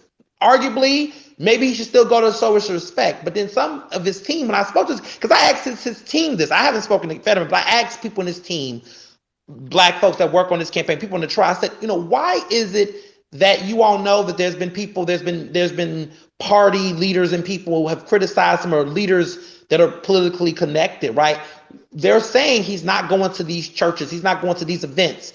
And their rationale has been, listen, that time that he is going, but he's going in ways that are less flashy. It's not I'm going to call the press and I'm going to have a big press conference. Like every time Malcolm Kenyatta comes, there's a camera. I don't know what Malcolm Kenyatta is doing when there's not a camera around. And so the press and the buzz has kept him feeling like he has a shot in this race because of all the crazy media coverage he's gotten, but he's also solicited it. Like he's always telling people, meet me at this statue, meet me in Gettysburg, meet me here. And the press are going to follow it because he is a U.S. Senate candidate. He's using the press to keep his race going. He has really barely no real money in this race, but he's utilized media to make it look like he's more viable than he really is. So he has definitely exercised the media for his advantage, but it doesn't help him financially. All that media attention should get him money. It's not. So media has been overused by Malcolm Kenyatta, but it's always has throughout his political career. So then on to Conor Lamb's issue has been that people have only seen him in spaces where big labor unions or the big political, influencers are bringing him into those spaces. And so basically, if there's churches, if there's things, Conor Lamb is never just going, at least it appears to be, right? And according to media, when I'm getting these press releases, right, it's always like some major leader, like the mayor of Philadelphia endorsed Conor Lamb, but the mayor of Philadelphia is currently not that popular, so I don't really know the value of that endorsement is going to look like. But there's been people that he's had to come. He's with a crew. And it reminds me a little bit. Like when Hillary would come to certain stuff, she had a crew. So Conor Lamb comes with a crew where he goes. And I've heard from some voters that while they do like his visibility, they feel like there has been an authenticity thing there where it's like he's being, in some cases, shoved down people's faces, throats. There hasn't been no real one-on-one yet. And let me be clear, I think that it might be a little too premature to judge any of these people on that, because to be quite honest, let's be real about voters. You guys are super voters on this call. Y'all gonna vote. Y'all know what y'all doing before. A lot of people, petitions are going out now. This is the time where the public's interest, most voters' interest, are at this peak, when they're going out getting petitions and canvassing. I think too many people that were like, oh, Fetterman's not going through here or Conor's not here. I'm like, y'all, what he gonna do right now? People will see him and say hello, hi, but they're not ready until petitions and canvassing and ads and stuff come out. It's too early. Sometimes you can burn yourself out running super early, that you can burn yourself out. I think that's what happened with Malcolm. I think with Fetterman was strategic where he's now coming into Philadelphia. And so somebody shared a tweet I said where I said he was in Philadelphia, because the point I was trying to make was that there was a lot of rumors that were untrue that said that Fetterman was not in Philly. I had been following the campaign and others and find out where they were, and I was seeing Fetterman in Philadelphia. He was talking to people in Philly that were not political power people, candidates, and said he was talking to people. But he wasn't making a press conference out of it. He was just going on the ground silently and engaging with voters. So to your point, I think that the reality is that media does have a role in some of this. But at the end of the day, to your point, you got to get your ass out there and do it. And I think that that's why Fetterman's having this advantage, because he is going out in these grounds, going to these groups and stuff. And he's not just talking to progressives. I think that's the narrative. Like I think in Philly he is. But I think across Pennsylvania, he's not just going to progressive nooks and crannies. I don't think progressives are. I don't think the so-called progressives, because I don't believe in those labels either. I agree. Yeah. I don't believe that they're a majority of the party in any way, shape, or form. But when I'm speaking about media, like how is Black-owned media covering Fetterman's race, and how does it differ? Like, that's what I should have I got you. I should I have would say that specified. I'm sorry. no But and the problem. other Oh, thing black is, owned. like, how is it Carla, perceived? we've got to Because get to other people. So I'm could you so just, sorry. I just wanted to ask real quick, well, how is it well, perceived that he doesn't meet with black social leaders, meaning church pastors, Right. community leaders and organizers? So That's all. I would say And I'm black media. done. Yeah, quickly, black media.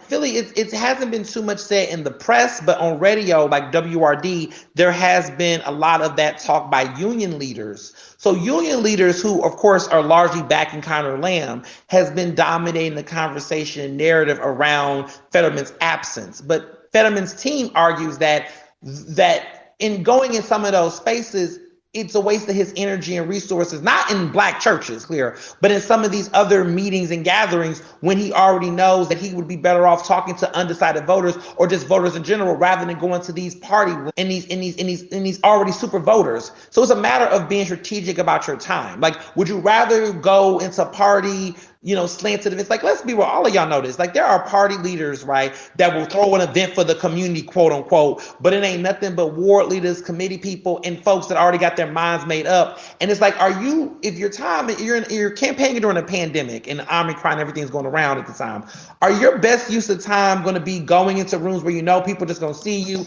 and act funny and spread rumors? Or is your better time to be going in spaces where there's no cameras and you're going to talk to voters that are going to spread the word? I think that's the difference between race and some of these other people. That's all. got it. Thank you. The Audacity, thank you for being so patient. Then we'll go to the Unruly and wrap it up. Okay, I'm going to be quick because I have laryngitis, but thank you for hosting a space and thank you, Mr. Thanks Owens, for for being here. engaging. But my question is quick, and I'm glad I came after Carla because it's more of a media question. So, Mr. Owens, my question is, in large part, I know when we were talking about the Fetterman shotgun incident, in this space, your response has been many people aren't talking about it. The media isn't really discussing it. And so I just want to say studies do support that the media shapes perspectives. Mm-hmm. Black media voices are lost in predominantly white narratives. It's not really a value add. Black journalists, do you find it in any way as your responsibility to highlight this incident and inform Black voters? Yeah, absolutely. I mean, when I get the chance to have that conversation, I mean, there's all I can say at this point is what has already been reported. For me, covering new ground is having that conversation with Fetterman. I have contacted Fetterman's team. I have made it very clear to the people involved that I want to have that interview with him. They seem to be open to it. I think it's a matter of scheduling, but if I was a betting man, I would say it's going to happen. But at the end of the day, I have requested it. I have reached out to Conor Lamb's team, people connected to him that I know, to say, hey, I'm open to him talking as well. I think the reality is, to your point, I agree. I think that this is an important topic. And I think a lot of these candidates need to be asked for various things. It's just a matter if they're going to talk or not. I think Fetterman's, one of his critiques has been that he's been radio silent, arguably, to media in general. So whether it's me as a Black journalist or even white reporters, he has not been talking. And I think, to his credit, it's a strategy that's working for him because it hasn't really hurt him yet. I wonder if he wins and this is just me thinking, I don't know for a fact, but I wonder if he wins the primary and then because he's the primary, because he will be technically the nominee, will he then take on the party? Because now the party has to back him. And if they're going to back him, you're going to get the party's endorsement, you're going to get the party's support. This might open the door for him to take on those critiques, to take on it. I don't know if that's the right response or the right way, but I would say in my mind, I think strategically his mindset is if it's not an issue that's really impacting him currently running, why bring it up? Why address it? That's probably the question in his mind. I know why he should. I ain't dumb. Like, I think he should immediately address it and move forward. But I think that at the end of the day, strategically and politically, I don't think he finds it as necessary to address it now because it's not threatening. It has not created a dent in his lead. It's not impacting his fundraising. It has not chosen as a threat. But I do believe once he becomes the nominee, if he wins the race, then I think he will should most likely probably say something. if I was to guess. But as of right now, all I know is I'm looking forward to interviewing him before this primary, and this is definitely on the top of my list of questions I would like to ask him. Thank you. Yep, and that question, I guess, would be for any candidate. I just think Any we need our candidate, Black yeah. voices Agreed. to highlight our issues or what we Absolutely. think are important. And I've Thank reached you. out, and let me be clear, I've reached out to Lamb and them. So I'm not running from any of these candidates. I'm not supporting any of these candidates like that in that way. I see their strengths, I see their weaknesses, but all of them I have reached out. So Fetterman is definitely on top of my list because he's a front runner. Kyle Lance, people know if they want to do it, they can do it. I think sometimes people, in their own assumptions. But listen, all these people have to go talk to Charlamagne the God. If they can talk to Charlamagne the God, they can talk to. That's all I'm gonna say on that. So Charlamagne is an interesting reference point, but I'll leave that for another discussion. Exactly. Not Lenard. The Unruly, you're our last speaker, and then we'll go to my co-hosts for final comments, and to Mr. Owens as well. Okay, good evening. Thank you for hosting this space. It's been interesting listening to Ernest. First of all, I vote in every election. Okay. Was in the Marine Corps for 21 years, voted absentee every election. And so now I'm back home in Pennsylvania and very actively engaged in local politics. Concerns me about Fetterman is it seems that he is running on name recognition and a couple of TV commercials only. It seems like he avoids public forums where he, would take questions. There have been public information forums. He's waffling on whether he will participate in the debates. Those are the things, he's limiting himself to boutique appearances, small groups where he controls the invitation list. Mm-hmm. That's not engendering any confidence in his campaign or in him, and so it bothers me. I think everybody in Pennsylvania would like to have a Warnock or an Ossoff, but yet we have the candidates that we have. Mm-hmm. Agreed. And I've, just in studying the candidates, I feel like, for my money, Connor Lamb is going to be the best choice for Pennsylvania, because literally I think he's the one that could, out of all the candidates running, that can pull Democratic votes from every section of the state. And it's frustrating that I just, in talking to some of my friends, I had some early on had some hopes for Kenyatta, and quite frankly, have contributed money to Kenyatta because I like to encourage people, but then it became a point where I stopped contributing to him when it appeared that he was trying to go become a member of the squad. And that was a bridge too far for me. Fetterman, he's, like I said, I feel like he's running on name recognition. The fact that he's the lieutenant governor and he's put up a couple of commercials. There's the one about him being the Bear of Braddock and saving Braddock. And then he came out with another commercial that tried to make him seem more center of the road. And I feel like he has been avoiding public forums and been avoiding the press in hopes that he could win the nomination, win the primary, and then basically try to appeal to the people, Republican and Democrat, that are in the Pennsylvania area of the state. you know?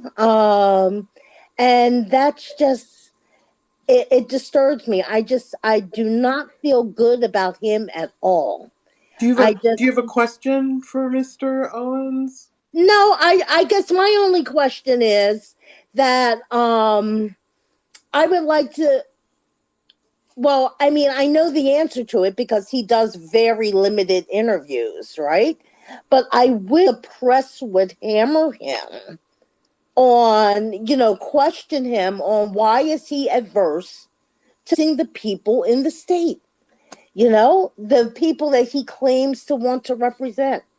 Mr. So, Owens, what's Yeah, your perspective? I think that's a very of how you view it, right? I think it's one thing to avoid talking to the press, but I think an assertion to say he's not talking to the people. I think what I've learned, because I had the same thoughts. I thought that because he wasn't talking to reporters like myself or doing the interviews or agreeing to them at the moment, that meant that he wasn't doing anything. But then when I started following the campaign and seeing him engage with voters, and I was seeing his team out and about in these areas, doing their thing. And I was incognito because he was avoiding the press in that way. It was very interesting to see that there is still this engagement. Like there's people with his materials and his T-shirts and stuff out in y'all. There's some people got stuff already out on lawns and signs. That there is this interesting thing. Like it's very, again, it's weird where it's like we as an electorate, we have to reimagine what does a candidate look like in 2022 compared to how some people died of the good old days. I don't consider it the good old days, but what a candidate looks like in 2022 compared to what it looked like when it looked like in 2016. Does more media press helps a person or hinder a person depending on who you are, what you do? Do front runners have to do what they're supposed to do? Like we all have our own. I think it's a question of aesthetic and style. And I feel like, to me, the reality is to be, rather than spend so much time, and I keep saying this to any supporter of any candidate, whether you're a supporter of Fetterman, Kenyatta, Conor Lamb, whomever, right? The question becomes, in the lower of Fetterman, if you are a diehard Conor Lamb fan, what are you doing to get Conor Lamb to get some spice and get some energy that's going to shake up and get people riled up and fired up? I just think the issue with Fetterman is that Fetterman has some pull, right? I don't know how to describe it. I don't know where the hell it's coming from. But you got Conor Lamb here, who I hear a lot of people are passionate on this call about him, but there's no fire up and ready to go about him. And you can be fired up and ready to go for somebody without them being, like Kamala, for example. Kamala, people are fired up about Kamala. Like they're clearly fired up about her. And she's got a strong base of people. And her policies are not the most progressive. It doesn't matter. She got people that's willing to go out and do what they're going to do to make sure she gets elected. Conor Lamb doesn't have that. I don't get that in Pennsylvania. Now, nationally, y'all might love him and y'all fired about him, but I just don't sense that on the ground, that there's a fire up about Conor Lamb. Everybody's mad about, Fetterman or the Conor Lamb supporters. Like, do you like Conor Lamb because you like Conor Lamb, or do you like Conor Lamb because you hate Fetterman?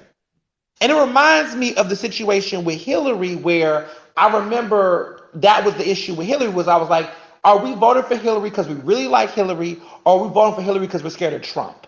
And I think there were people that really do like Hillary, right? But there were also people that were like, I'm only voting for Hillary because I don't like Trump. I think with Fetterman, I'm hearing people say stuff like, vote for Conor Lamb. They say, because Fetterman can't win. That's not telling me why you like Conor Lamb. And I think that's been the issue with this campaign. And on the ground, is that I'm not hearing enough excitement locally about Conor Lamb other than a shot at Malcolm or a shot at Fetterman. That's not a winning campaign. Because when I talk to people about Fetterman, I don't hear people say anything. The supporters, this is rhetoric around supporters. I don't hear supporters of Fetterman bashing Conor Lamb and bashing Malcolm Kenyatta outright. Now, that might be in the verse 3, 2, and 4, but every black voters I talk to that support Conor Lamb, they're not like talking about him like the way they talk about Joe Biden. They're not like, oh, I like that Conor Lamb. He's great. He's this. They're kind of like, man, I ain't voting for Fetterman. They don't even talk about Malcolm. Like, Malcolm has become almost out of the conversation in general. The conversation now is, I don't like Fetterman. We got to stop Fetterman. or they call him an ogre or a Shrek or a Vinci. Like they go into name call. I'm like, thank you for telling me everything wrong about Fetterman. You have now put Fetterman's name in a conversation that did not have Fetterman in it. So now you all have shaped the race. Democrats internally have shaped the race around Fetterman and Connor, when I really feel like the conversation amongst Democrats that are moderates or centrists or whatever the hell should be around Malcolm and Connor, and leave Fetterman alone until y'all get a consensus over Malcolm and Connor. But Connor will never go forward as much as he can until we address the Malcolm problem. So thank you. We're going to go to final comments. I think Tiff was first, and then Geechee, and then Mr. Owens. You'll do final comments, and then me. So Tiff, thoughts? Yeah, I mean, there was a lot said there, but I think as far as like in terms of people who are supportive, I think there is people that are supportive of Conor Lamb. They're finding out who he is the same way that people had to find out who Kamala Harris was. And then there were people who were talking negatively about her, who were trying to derail that in favor of other candidates. So it's the same kind of situation that we have here, right? So people like Conor, but they don't really know Conor. They're learning about him. People do not like Fetterman because they see who he is. And I will attest that I was the one who made a vigilante Shrek. And I have no problems with that because guess what? That dude is he literally ran after somebody with a shotgun. Even Malcolm Kenyatta admits that he was doing vigilantism. So while I don't really like Malcolm as a candidate, the issue truly is that incident is very much something that will be a key focus of Republicans in a general election, whether we like it or not. And honestly, where we are now is that we are probably about 60 something days away from the election. In every race that is going to happen, it's not going to get fired up until about this time, right? So now it's getting to the crunch time. I talked to my friend in Pittsburgh. She's in Conor Lamb's district. When I talked to her, she said, you know, I had posted something on Instagram, and she said, "Oh, I like Conor. He's my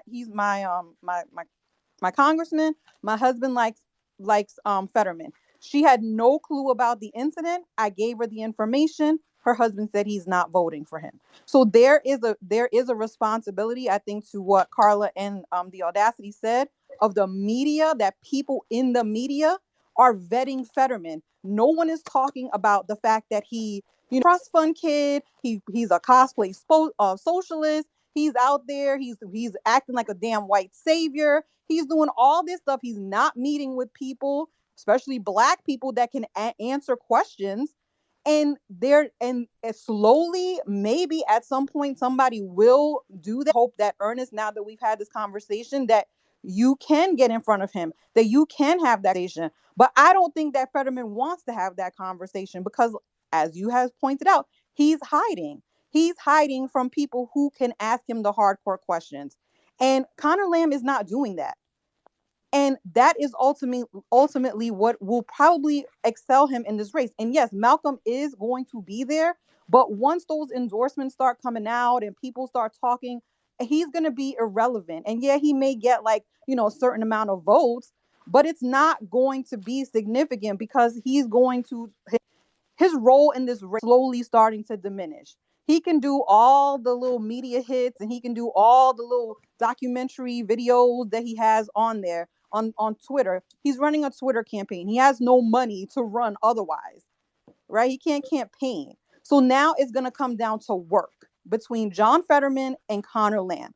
Who is going to be the one that outworks the other person? And in my guesstimate, is going to be Lamb, because Fetterman, to me, he's lazy. I haven't seen, only places that I've seen him go is to very white places. And he needs Latinos, he needs Asian voters, he needs Black voters to win. And if the goal is to have Black progressive voters, I don't know that that's going to really work in his favor because they don't really vote. So that's also a factor in this race. There's a lot of things that are going to happen in the next 60 days, and it's going to be very interesting. So I'll leave it at that. And Geechee, I think you're next. Tiff, and thanks for being such a wonderful co-host. Geechee? First of all, thank you, Ernest, again, Brother Owens, for doing this space with us tonight. There was a lot of information I think that was very relevant and helpful in regards to Malcolm Kenyatta and the state. And of course, there's a lot of disagreements in regards to the other two candidates, but I think the information in regards to Malcolm Kenyatta was very helpful. I just hope that we leave this experience understanding that a lot of the language that's used in regards to how people in the media describe politics, and that people that go to elite schools, I went to an elite school, I went to Cornell. So people that went to elite schools talk about politics and talk about campaigns is not the way that people on the ground talk about campaigns and candidates. The using of the words like Agreed. the thank you using of words like moderate and progressive don't have the same meaning in the Black community or the Latino community as they do in very online spaces or Agreed. activist driven spaces. And there are things that are bread and butter things in politics that certain people do in politics that are very damaging to campaigns, like slogans that have been proven over and over again not to work. That when we have conversations or we have spaces with activists that have come before our time, because we can't learn anything or bring anything to society if we don't know the history of the people that came before us. So when we're saying that people in churches don't matter or older voters don't matter, we already have activists that lived in the 30s and in the 50s and in the 60s and the 70s, 80s and 90s that would tell you that those people will always vote higher than younger people will vote. That's not changed, and it's probably never going to change. And that women vote more than blacks do, than that men do. And that people that are in other marginalized communities besides black put safety and security before they put ahead any of these promises or slogans or proposals that don't have a chance of being enacted. And so a lot of times we're in media space with all this support and media space. We saw it during the primary. We saw it here on the social media app for Warren and Bernie. But when they actually get into elections, that support doesn't exist. There wasn't support. My family's from South Carolina.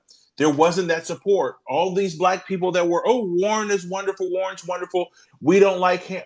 Kamala. The activists don't like Kamala.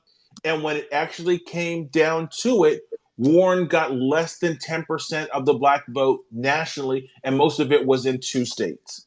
And when we actually got down to it, all these criticisms that are said about Biden and the crime bill and the wrong crime bill they're talking about, actually gets to it, these people have egg on their face because these issues that they say matter and are disqualifying are not disqualifying, because polling then and polling now on that crime bill showed that blacks were the most supportive of the crime bill.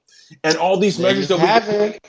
so when we have people that are speaking in regards to what the black community is and how the black community is going to move, I think it's very, very important that we don't get drawn into words like progressive or conservative, because there are quote unquote black conservatives that are elected. Eric Adams is the mayor of New York City. But if you would listen to the media, AOC runs New York City, even though she lost a large portion of the vote that she had previously in this last election that she had. Her district went more to the right than it did beforehand. So we see this over and over and over again. We're not electing these people in predominantly black districts. We're not electing these people in predominantly Latino districts, Asian districts, suburban districts. We have to be smart in the way that we move, because winning in that state, all states demographically are the same. All of them. Urban areas all vote the same way.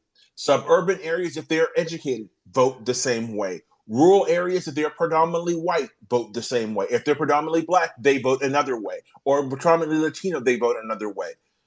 There's no difference between how Pennsylvania votes and the rural areas of Wisconsin or Louisiana or California or New York. All those voters vote in the same way. And there's no difference in the way that Philly or Pittsburgh vote and the way that Northern Virginia votes, or PG County in Maryland votes, or Miami votes, or Los Angeles votes, or Houston votes, or Chicago votes, or Jacksonville votes. They all vote the same way. So we have to be smart in the way that we're engaging these races. Yes, there are going to be people that come out over these next couple of weeks and are very supportive of candidates that we are told that don't have support in this community. And when that happens, we have to amplify it. We should wonder why only one CBC member has backed Malcolm Kenyatta. We should ask why there is almost little Black support for Fetterman. Why is there almost no Latino support for Fetterman? Why is there almost no support out east of Harrisburg for Fetterman? We should ask these questions and do the work to make sure the candidates that we support, be it Kenyatta or Fetterman or Lamb, rule the day from our hard work and making sure those people in those areas are informed about all these people and all their past and the decisions they fight for now. Thank you for having me today. I'm Sasha. Sorry for going on too long. Thank you. Thank you for co-hosting, Geechee, and thank you for those wonderful closing remarks. Mr. Owen, thoughts? Absolutely. Thank you all for having me on.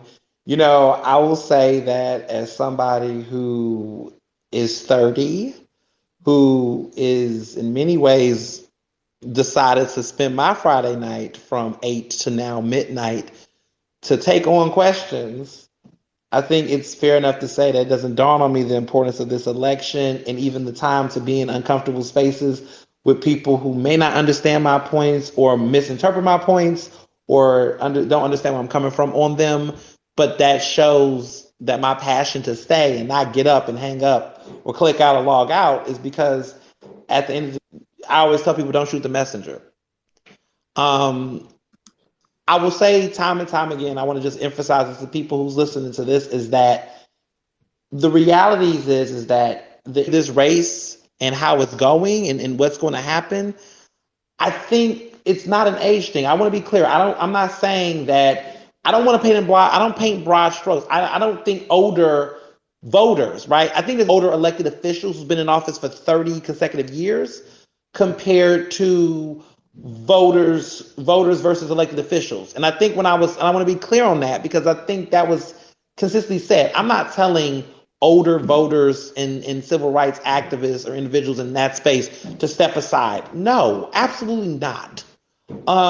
What I'm saying is that elected officials who've held power for 30 years, who've been gatekeepers and have not embraced newer ideas and elected officials. And I'm not talking about Fetterman, y'all. I'm just talking in general about the climate we're in. We're seeing pushback on the local races. We're seeing candidates be unseated after serving 20-year, 10-year plus terms. And there's something to be said about how that is being discussed amongst. And I agree with Geechee about the way we talk about progressive admirers. I hate that terms being used. I think people confuse them. I think that too much of this, I'm a moderate centrist. Black people ain't talking like that in these voters. When I go and talk to voters, that's why I have a hard time when I hear people say progressive or stuff in these types of conversations. I sometimes feel like if I'm in political space like this, I speak, but I want to be clear that there's a difference there. And I think when Geechee made the point earlier about, Joe Biden and things, I think different people have different mentalities about how they're voting for these candidates and how they view them. And they may not align with how you see it, and that's okay. But I'm trying to make sense of where we are currently in this race, why these numbers, these percentages, and this money ain't adding up. Because for all of the talk and all of the things and all the passion, I'm saying to people, go hard in the primary for your fave, respectfully, but go hard. Like, go hard. As a journalist, I want to see excitement. I want to see a Conor Lamb rally that isn't labor and folks pushing it. I want to see Fetterman, out here talking to people and having press conferences and answering questions. I want to see Malcolm Kenyatta fall back or at least talk more about his platforms rather than broadcasting his personal life all on social media. Like, I would like to see all of these three individuals do better if they want to stay in. That's how I feel. And as a journalist, and as I view it and as I see it as someone who's been covering politics, there's been races I've been excited to cover, and there's been races that have exhausted the fuck out of me. This race is just frustrating because honestly, in a perfect world, I just feel like there should be better candidates that should have ran. Period. We should just have better options.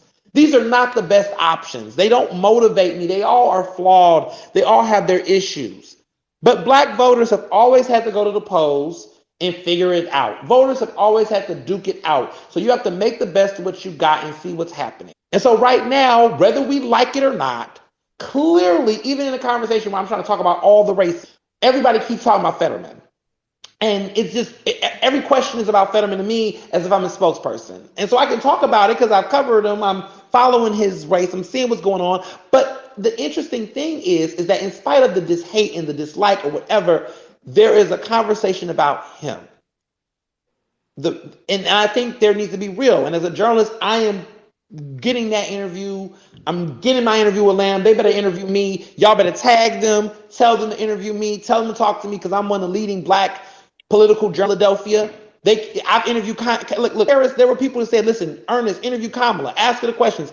I did interview her, and it came from the support of people saying, "Do that interview," because as a Black man, I do got questions for Fetterman. As a Black man, I got questions for Conor Lamb. As a Black man, I got questions for Malcolm Yada. Bro, why are you still here in this race?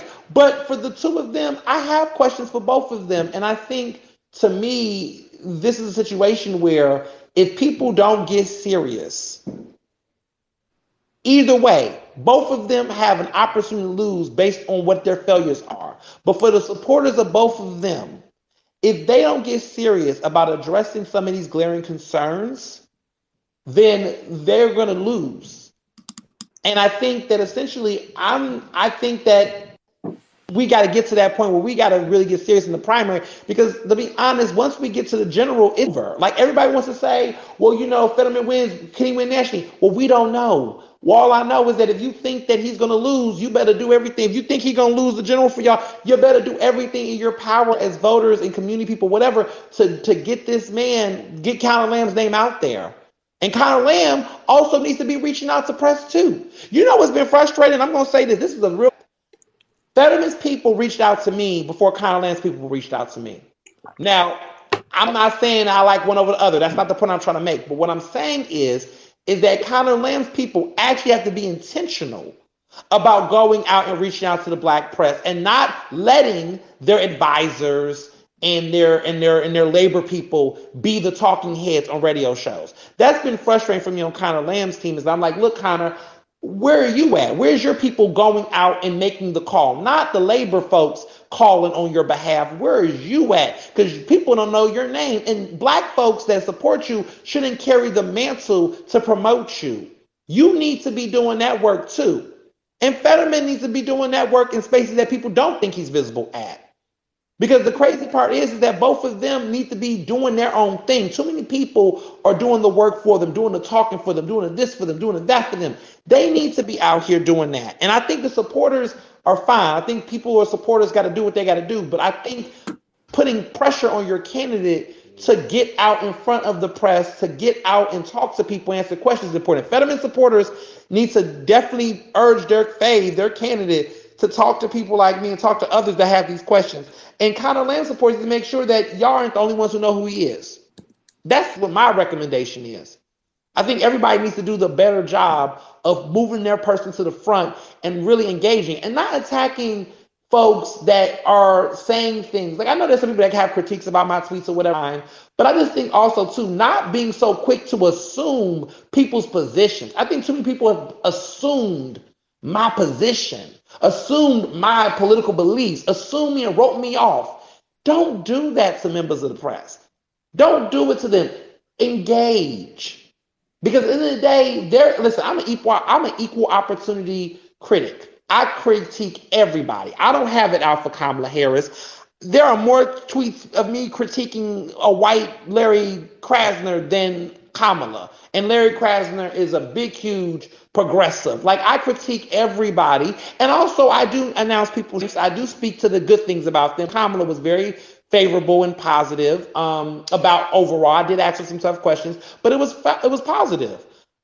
I think there's nuance with me. You're not going to get one side or other with me. I am going to be an open thinker. I'm going to be a speaker, and need to emphasize in this world is that my role as someone speaking about this outwardly is going to be different from you all's role because you all have a different vested interest. I'm not a political consultant. I'm not a campaigner. I don't work for these campaigns. I don't work for these candidates. So I don't come with a slant that's that way. I'm not saying you all are being paid to do so. I don't know what you all do in your personal lives, but I don't have a dog in one race. I'm covering the race. So it's going to be different for me regardless. And I just want people to understand it. Like, if you feel like I'm more critical of Kamala, I hate Kamala. I don't hate Kamala. I don't hate Kamala. I have some concerns. I have concerns with Biden. I have concerns with AOC. I have issues with Helen Gim, for those who know who she is. I have issues with the mayor. I have issues with a lot of people. I have questions for them. I'm a critical thinker. And sometimes I'm wrong and sometimes I'm right. Sometimes I do things, I say things, I'm like, you know what, that wasn't the right way to go about that. I'm a human, just like your favorite politicians who make mistakes, and y'all give them grace and forgive. We'll give a 30-year-old black queer journalist who's covering politics in a red state or a purple state a break. Love y'all. Thank you. Well, thank you, Mr. Owens. Giti, did you have one quick comment before I close it out? Yeah, this is I forgot what I was gonna say. I thought this was a great space. Maybe we can have another space again with Mr. Owens about other issues. I think this is productive, and it can be more productive on other issues too.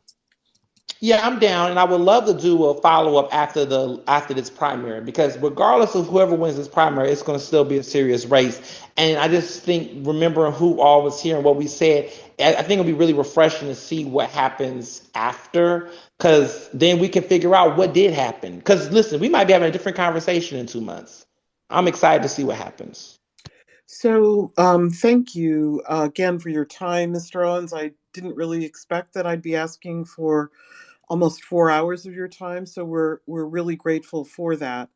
And I think, I have to acknowledge some of the things I heard tonight were hard to hear. Some of them, sure, I agree with. But I appreciate the local perspective and the your candor and the as you described, the passion you bring to it. A lot of the things that a lot of times when I have discussions with progressives online, they ask me, what about someone's policies? It's the policies that matter. It's the policies, and I always say to them in response, people vote their values. People vote values, not policies. That's my perspective. And so I just want to make a couple of value statements here tonight to sort of wrap things up. First of all, I don't think there's anything wrong with campaigning in a Black church. Okay? Mark me down for that. And I don't think that having a criminal history means that you also can't be a victim. And I that with my whole chest. And I also think that chasing somebody with a loaded shotgun when you didn't know what happened and you didn't know who did it reflects poorly on your character, judgment, and temperament. And that's all fair game in the political process. And I think everybody, whether they live in Pennsylvania or not, whether they can vote in the election or not, can opine about that, and in my case condemn it wholeheartedly. And my final thought is, I think there's a real disconnect between progressives and older Black voters like myself, and that disconnect contributes, I think, in substantial ways to progressives' inability to gain traction with voters like myself. I I I I don't know that progressives can get my vote, but I don't know that they can't either. And I think that when the dialogue is around flipping tables and upsetting the establishment and making room for young people, that's not really a message that resonates very strongly with me, um, because I'm not sure I understand what impact or the goal of that is. So I think that's another discussion we need to have, because I think it's important. I want to thank everybody who participated in this, particularly our guest, Mr. Ernest Owens. Thank you again for all of your time and being so generous with your time and your insights. And to my two co-hosts, Tiff and Geechee, thank you so much. You really were enormously helpful. And to our speakers and people who asked questions and opined, really thoughtful, important questions, and really helped make this conversation robust and informative. And so I'm grateful to you all.